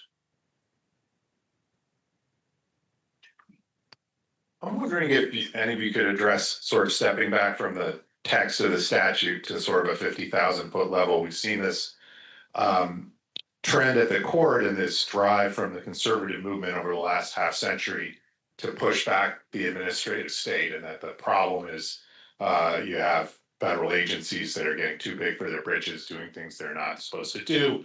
And we see the litigation over the last 6 months about the president's authority to replace all the officials that run those agencies. The solution to that problem is clearly to make sure the president has unbridled authority to do what he wants. Yet this case seems to suggest that the problem, if you're a conservative, is not the administrative state itself. It's it's the executive branch as a whole. And I wonder if you see in the coalitions that are forming here and the degree to which you see libertarians and sort of billionaires that you have to assume would be completely against tariffs, separating from Trump's, political constituency that's clearly more friendly to that. I just wonder how you see those legal movements and trends over the last 3 or 4 or 5 decades playing out in this case. So I remember 2 years ago when we were doing this presentation, and it was before I'd been engaged in the Glover Bright and Relentless cases, which I ended up handling on behalf of one of the petitioners in that case. We were talking, and Hashmuban is now one of the principal deputy Solicitor General, made the point about overturning Chevron deference. He's like, well, this is going to cut both ways.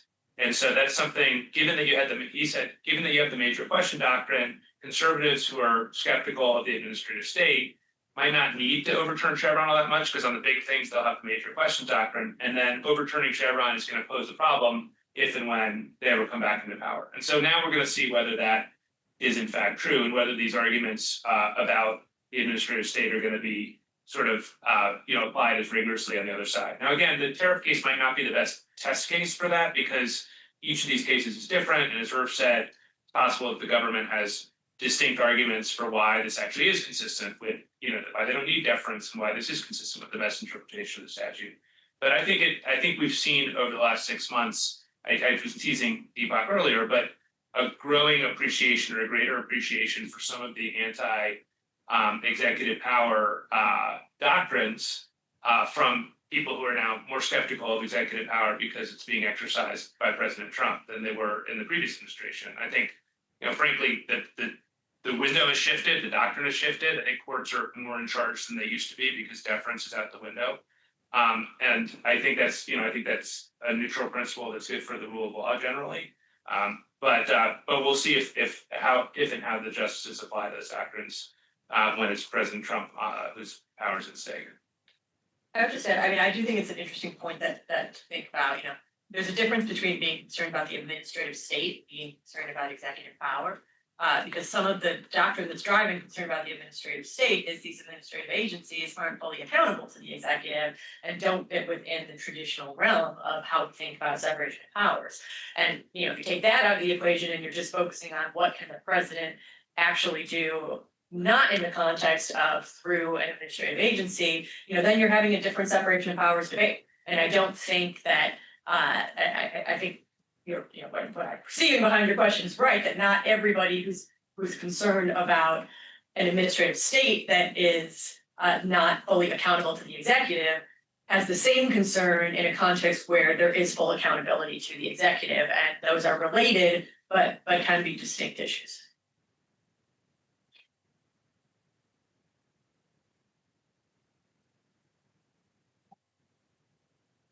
Roman, to your point earlier about the rhetoric in the briefs, what do you think the effect of that is going to be on the court?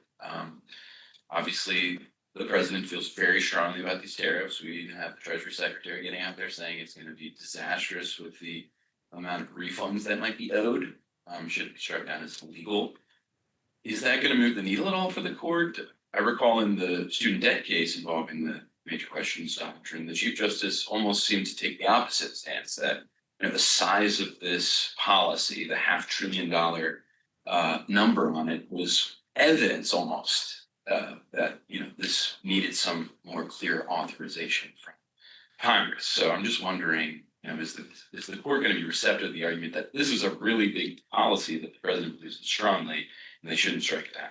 I think the SG's on the leaving aside the kind of vivid rhetoric, the SG makes the solid legal point, which is that this is absolutely a huge deal, and that's why you have emergency statutes to deal with big problems that come up that require unusual or extraordinary action. Now, I'm filing a brief that's going to say that that's wrong for various reasons that we'll explain, but there's a logic to that argument when you're dealing with an emergency statute that's designed to cover national security. And I think the Biden administration made similar arguments in trying to defend, for example, the student loan program, but that too was an emergency type statute. With respect to the vivid rhetoric, it's easy for me to sit on the sidelines and critique people and how they're best, effectuating the request for their clients. But I think that is probably not the way I would write the briefs. On the other hand, I think the SG has done a pretty skillful job of navigating a tricky situation. And one of the reasons on the shadow docket they're being successful is because they're picking and choosing cases in a pretty savvy, strategic way. And so, there might be language there that some people in the SG's office, if they had total autonomy, wouldn't use. But on the whole, they're sort of dealing with competing considerations. And I think so far, at least, they've been doing a pretty successful job on behalf of their client, whether you agree with them or not.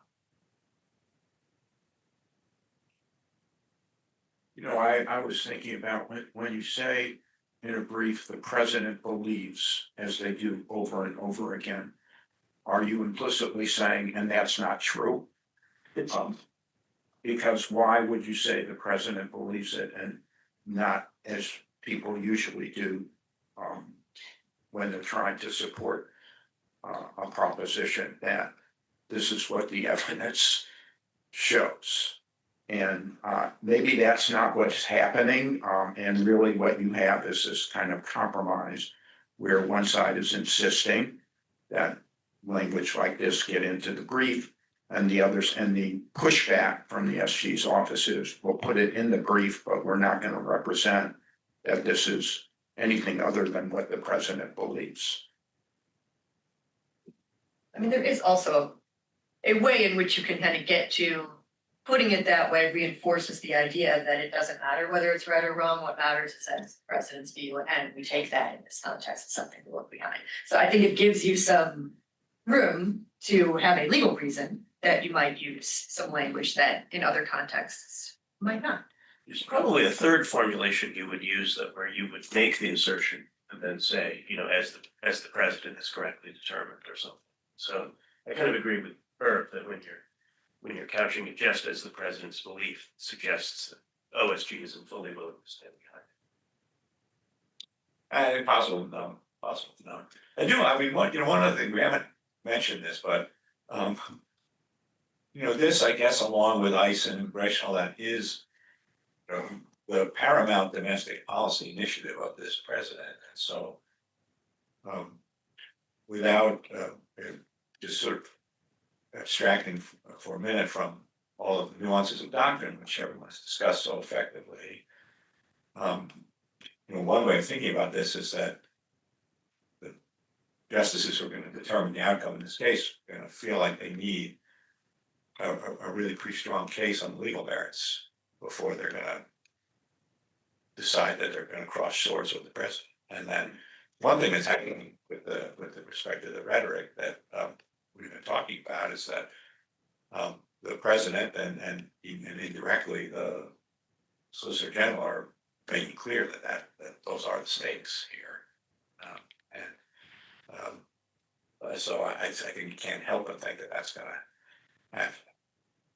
going to be hovering over the decision-making process in this case. Could I follow up on that? And I think Josh asked you to go to the 50 or 60,000 foot level. Could I ask you to go to the 100,000 foot level on this term? So going in the last term, we had a relatively sleepy docket compared to blockbuster terms before that. Then we got all the emergency stuff that really kind of overshadowed the regular docket, became the story of the term. What do you see looking overall with all of these cases? Do you see to be the overall theme of this term? What is going to be the story? Is it, the justices weighing in on the merits of some of the significant Trump items, or what's the story there? You're asking me? I'm asking everyone. I can't tell you. I can't tell you. I guess my sense of it is that in some fashion, in some case or cases, the court is going to want to be able to draw lines that suggest that there really are checks and balances. But then when you look at each individual case, I don't know. I don't know. This would be a really strong candidate to draw the lines, to research checks and balances. But I do feel, as I said a minute ago, given its political salience and its importance, that court's gonna wanna feel like it's on really solid ground before it does that in this case. Yeah, my own view is like, if you look at the term right now, snapshot, there's sort of three buckets of cases. You can kind of group them in, like the really big cases. There's sort of the LGBT themed cases. Aaron talked about one of those. There's the election cases. Don talked about one of those. I'm working on a different one of those involving the constitutionality of provision of campaign finance law. And then there's a third bucket, which is sort of the Trump docket, which, you know, for now, the tariffs case is the biggest example of that. I just sort of suspect that by the end of the term, that third bucket's going to be a lot bigger. And that, you know, if I were predicting what you all are going to be writing in June and July, I think the theme is going to be the court had to confront, you know, an energetic executive, and very expansive assertions of authority across this whole range of issues. And then we'll just see how those cases come out, whether he wins some and loses some, whether he wins them all, whether he loses many of them, we'll see. Okay, let's then move on to feedback. So I'm going to talk about the removal cases, and I'll try to be brief because we're running out of time. These are cases that raise really profound questions about presidential power. We've alluded to them a couple of times already in the discussion about Congress's ability to design the institutions of government and to insulate certain important functions from the political whims of the day, whether it be setting interest rates or deciding labor relations or nuclear safety. For about a century, it has been settled precedent that Congress can create agencies and can insulate the heads of those agencies from removal. And the Humphreys executive precedent has stood for that proposition. But actually, if you go further back to the founding of the country, you had something called the Sinking Fund Commission, a commission that was insulated, where the heads of the agency were insulated from removal. So there's a long, robust history of this and a accompanying academic debate about the extent to which these kind of arrangements are consistent with the Constitution. And then there's some subsidiary questions from that, in addition to just the big question of, you know, will Humphrey's executor as a precedent stand? There are also questions about the extent to which the judiciary can provide a remedy for ousted agency officials. So that raises questions about, you know, does it have to be back pay? Can it be injunctive relief? And then now we have a new set of questions in the Cook versus Trump case about, you know, even if the administration is conceding the constitutionality, at least in one context, of for-cause restrictions, what does the application of that look like? And then so there's a debate about whether that's even reviewable by the courts, whether it's purely discretionary, what the cause standard means, and then whether there has in fact been cause and whether process is required. And this is all kind of breaking news because there were developments in all of these things yesterday. In the Cook case, the state papers were filed in the DC Circuit over the weekend. We got a decision late yesterday from the DC Circuit, a 2-1 decision by Judge Garcia with a vigorous dissent by Judge Katsas. And the DC Circuit upheld the injunction against Governor Cook's removal. And as far as I know, when this panel started, I hadn't seen an application from the Solicitor General's office. There hasn't been a filing, and I think many people were expecting that there would be a filing. And I think that this is an example of what Roman was talking about, of the Solicitor General's office making a strategic decision not to seek review in the Supreme Court, and under pretty unappealing circumstances, because they would have been arguing that the open markets meeting today and tomorrow could not go forward with Governor Cook's participation, that the court would have to oust her from that position and end this long tradition of Fed independence. Because once you ring that bell, I think it's hard to unring it with and send a signal to the economy that Fed independence is under threat. And I think the Solicitor General's office probably made a very considered decision not to do that, reading in part the signal from the Wilcox case earlier this year, where the court went out of its way to say that Fed independence has a long and distinctive historical tradition.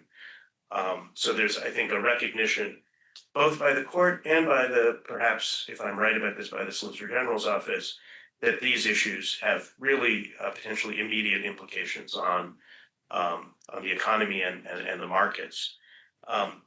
So full disclosure, I represent Gwynn Wilcox, who is a member of the National Labor Relations Board and was among the first officials ousted, attempt that President Trump attempted to oust in this kind of firing spree that we have seen since the beginning of this administration. And that marks a real departure. That is a really unprecedented move.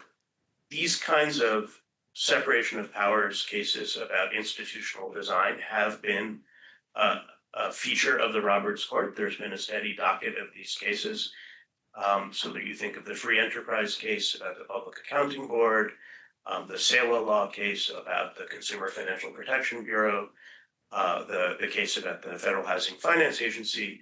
There have been those cases, and those cases involve this question of, do we have a unitary executive? Can Congress design agencies that are insulated in some way from presidential removal? But the big difference is in those cases, the way those cases were teed up is that you had regulated entities, you had private parties that brought test cases to challenge those arrangements, and they made their way.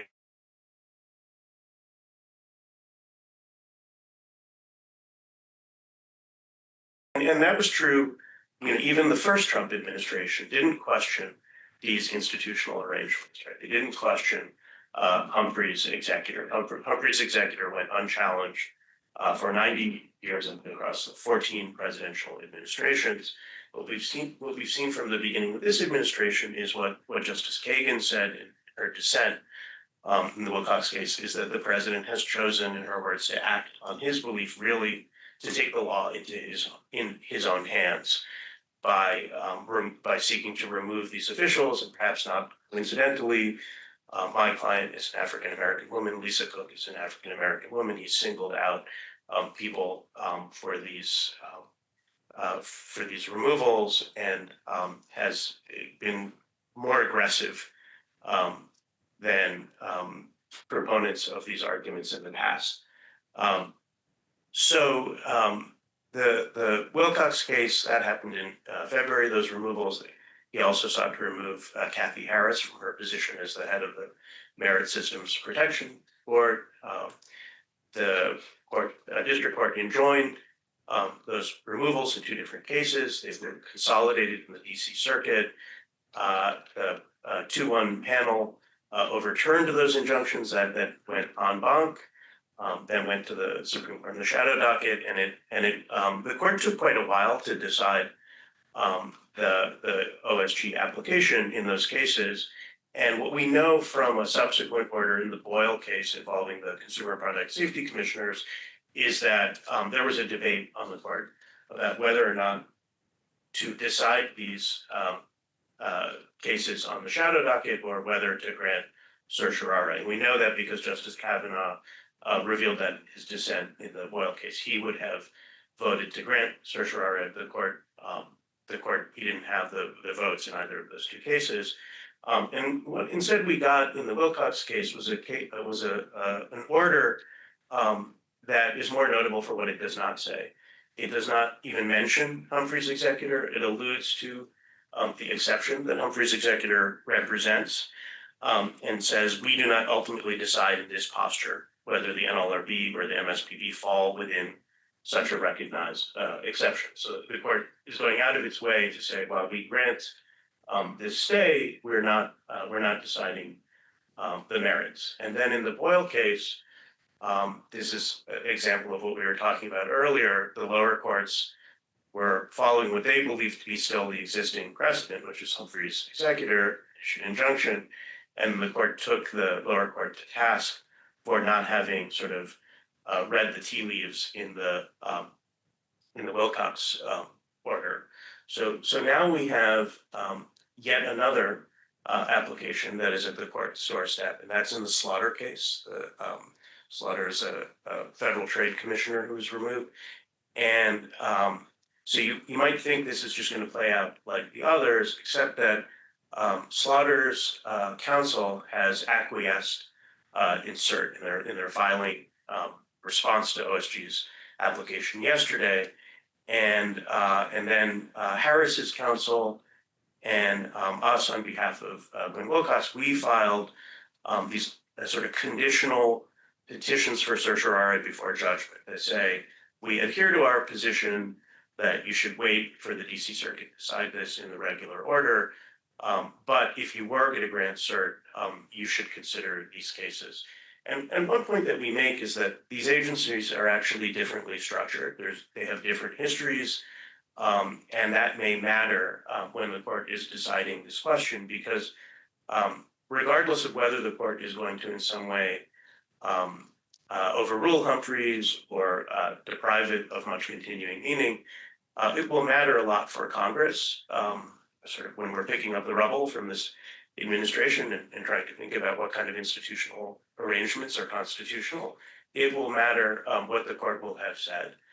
And these agencies are different. The MSPB is basically a purely adjudicatory body. It's more like an appellate court. It doesn't have prosecutorial or executive functions. The NLRB is interesting because it was created in the 1930s as a fairly traditional multi-member executive agency, but then in the 1940s, Congress went back in, the Taft-Hartley Act, and actually created a very different agency in response to separation of powers concerns.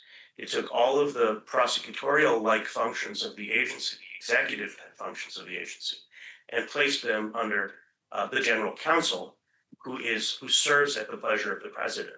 That's basically like another agency.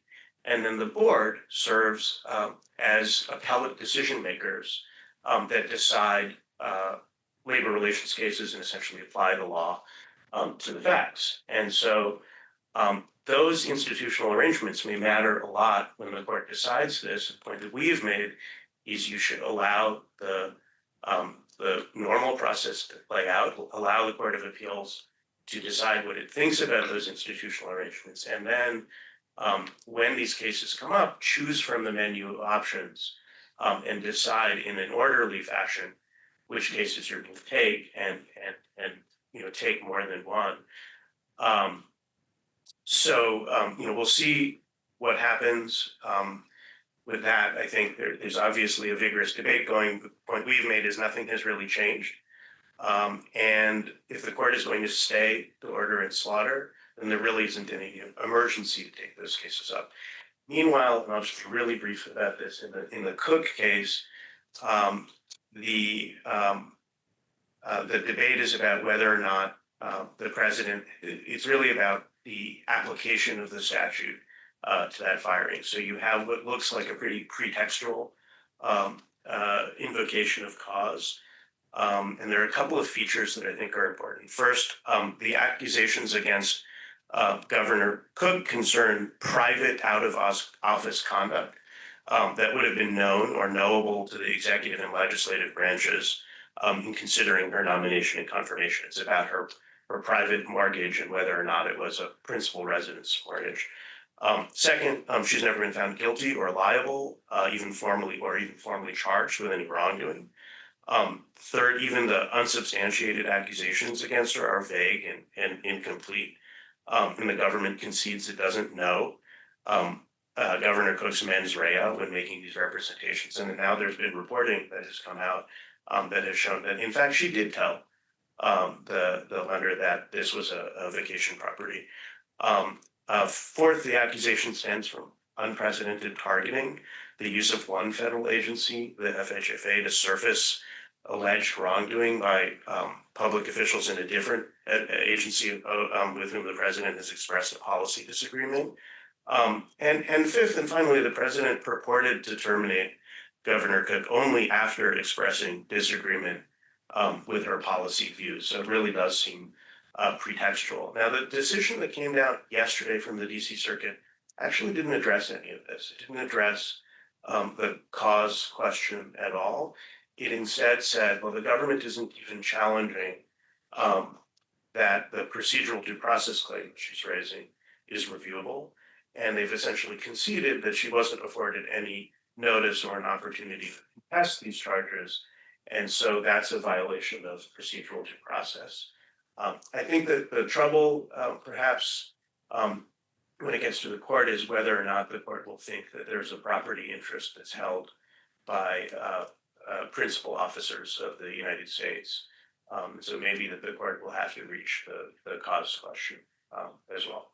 I'm gonna stop there, but exactly 11. Nice job. Anyone else before we take press questions on this one? So let's take press questions on this one. I wanted to ask about pretext because you brought it up here. It's been the trust of the court and the administration has come up in a couple of these cases. And I wanted to get your or the panel's thoughts on how things like the census citizenship question, which was admittedly in a different legal context from the first administration, and sort of that reasoning may impact, some of the cases here. Yeah, I mean, I'd be curious what others think, but I think this does tee up the point that Roman made earlier about the administration and the personal credibility of the president, I think, are on the line. It's hard to see this series of events and not conclude that this is pretextual. The president was shopping for reasons, for Jerome Powell, he was shopping for reasons concerning the renovation of the building.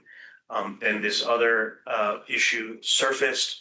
As it turns out, several cabinet members have the same issue, and it really seems like the kind of issue you could kind of dig up about many people. And so the notion that this is a criminal violation seems like, at least from my perspective, pretty obviously a pretext.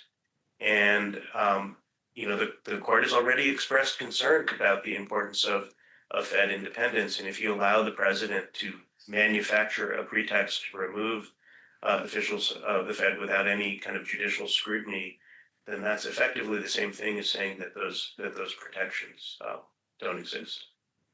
So just weigh in on pretext. I don't think we have a court that is going to be over eager to find pretext. For one thing, if you go back to the census case, it was not about the president. And the case that was about the president, Hawaii, Trump versus Hawaii, was quite obviously a pretext, and the court applied normal standards of rational basis review, basically, that they would otherwise apply. The other thing about the census case is that you had the Chief Justice joining for left side.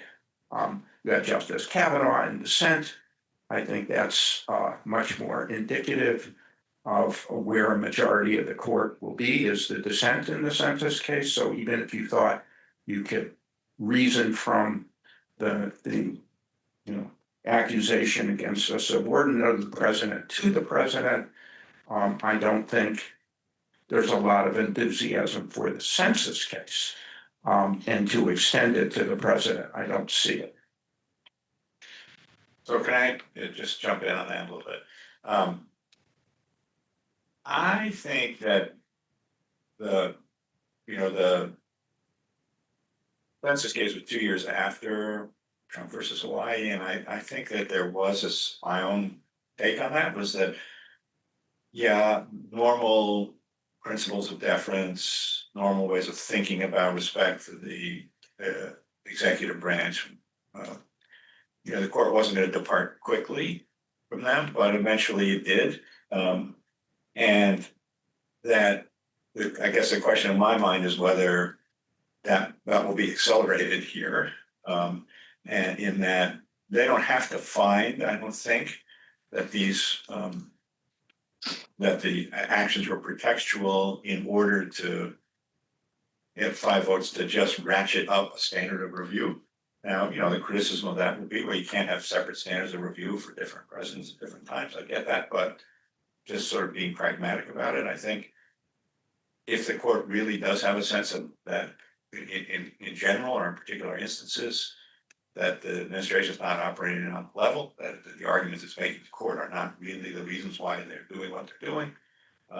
That there's reason to think that they may, through I think through the mechanism of ratcheting up the degree of. Yeah, so I don't disagree with that possibility. That, and it's similar to what Roman said about, in the sense that, in the Tariff case. That is, if you have a suspicion that, this is all baloney, but the president has recited, that's not how the opinion's not gonna say that. But it can affect the other legal issues in the case.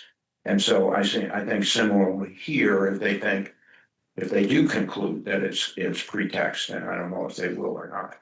But if they do, I don't think they'll say that, but I do think there's a possibility that it could influence what they say, and whether there was objective cause. I actually fully agree with what Irv and are saying, and to the extent I suggested otherwise, I didn't mean at all to do that. I think whether the court thinks that the reasoning is pretextual is likely to affect the analysis, but there are much easier ways to write the opinion than to say that. And I think, in the Cook case, the court can say that this was conduct that preceded her time in office. It's unrelated to her professional conduct. And while there might be extreme circumstances in which something that occurred prior to office and is unrelated to office might rise to the level of threatening someone's ability to properly perform the functions of the office, this isn't that. And you can say all of that without questioning anything about kind of the president's credibility. Other press questions? So I think we've, even though we have some other cases, I didn't know if there was time for a quick, if you're moving to general. I just wondered if anyone could briefly address the transgender sports cases, in particular the suggestion of mootness for the Idaho case. Yeah, that's what I was gonna talk about if we had any time left. So I will briefly address just the mootness piece of it, which is, obviously probably some of you have seen this suggestions that the plaintiffs may be trying to moot the case. Personally, I wouldn't put a ton of credence in that. I mean, as I think everyone knows, there's 2 cases that are up. Only one of the plaintiffs has moved to moot their case. She said she's voluntarily dismissed her claims below. The other individual has not. They're represented by the same lawyers. I think if this was like all going to be done as a strategic effort, we probably see that. So my take on it is that the individual in the Hecox case just genuinely was not wanting to be in the center of this debate anymore, and that the court will likely have the BPG case, no matter what happens with how they decide to treat the mootness developments in Hecox. any other more general press questions which we can take for end this? Well, thank you very much, everyone, for being here, and thanks to the panel. That's everybody.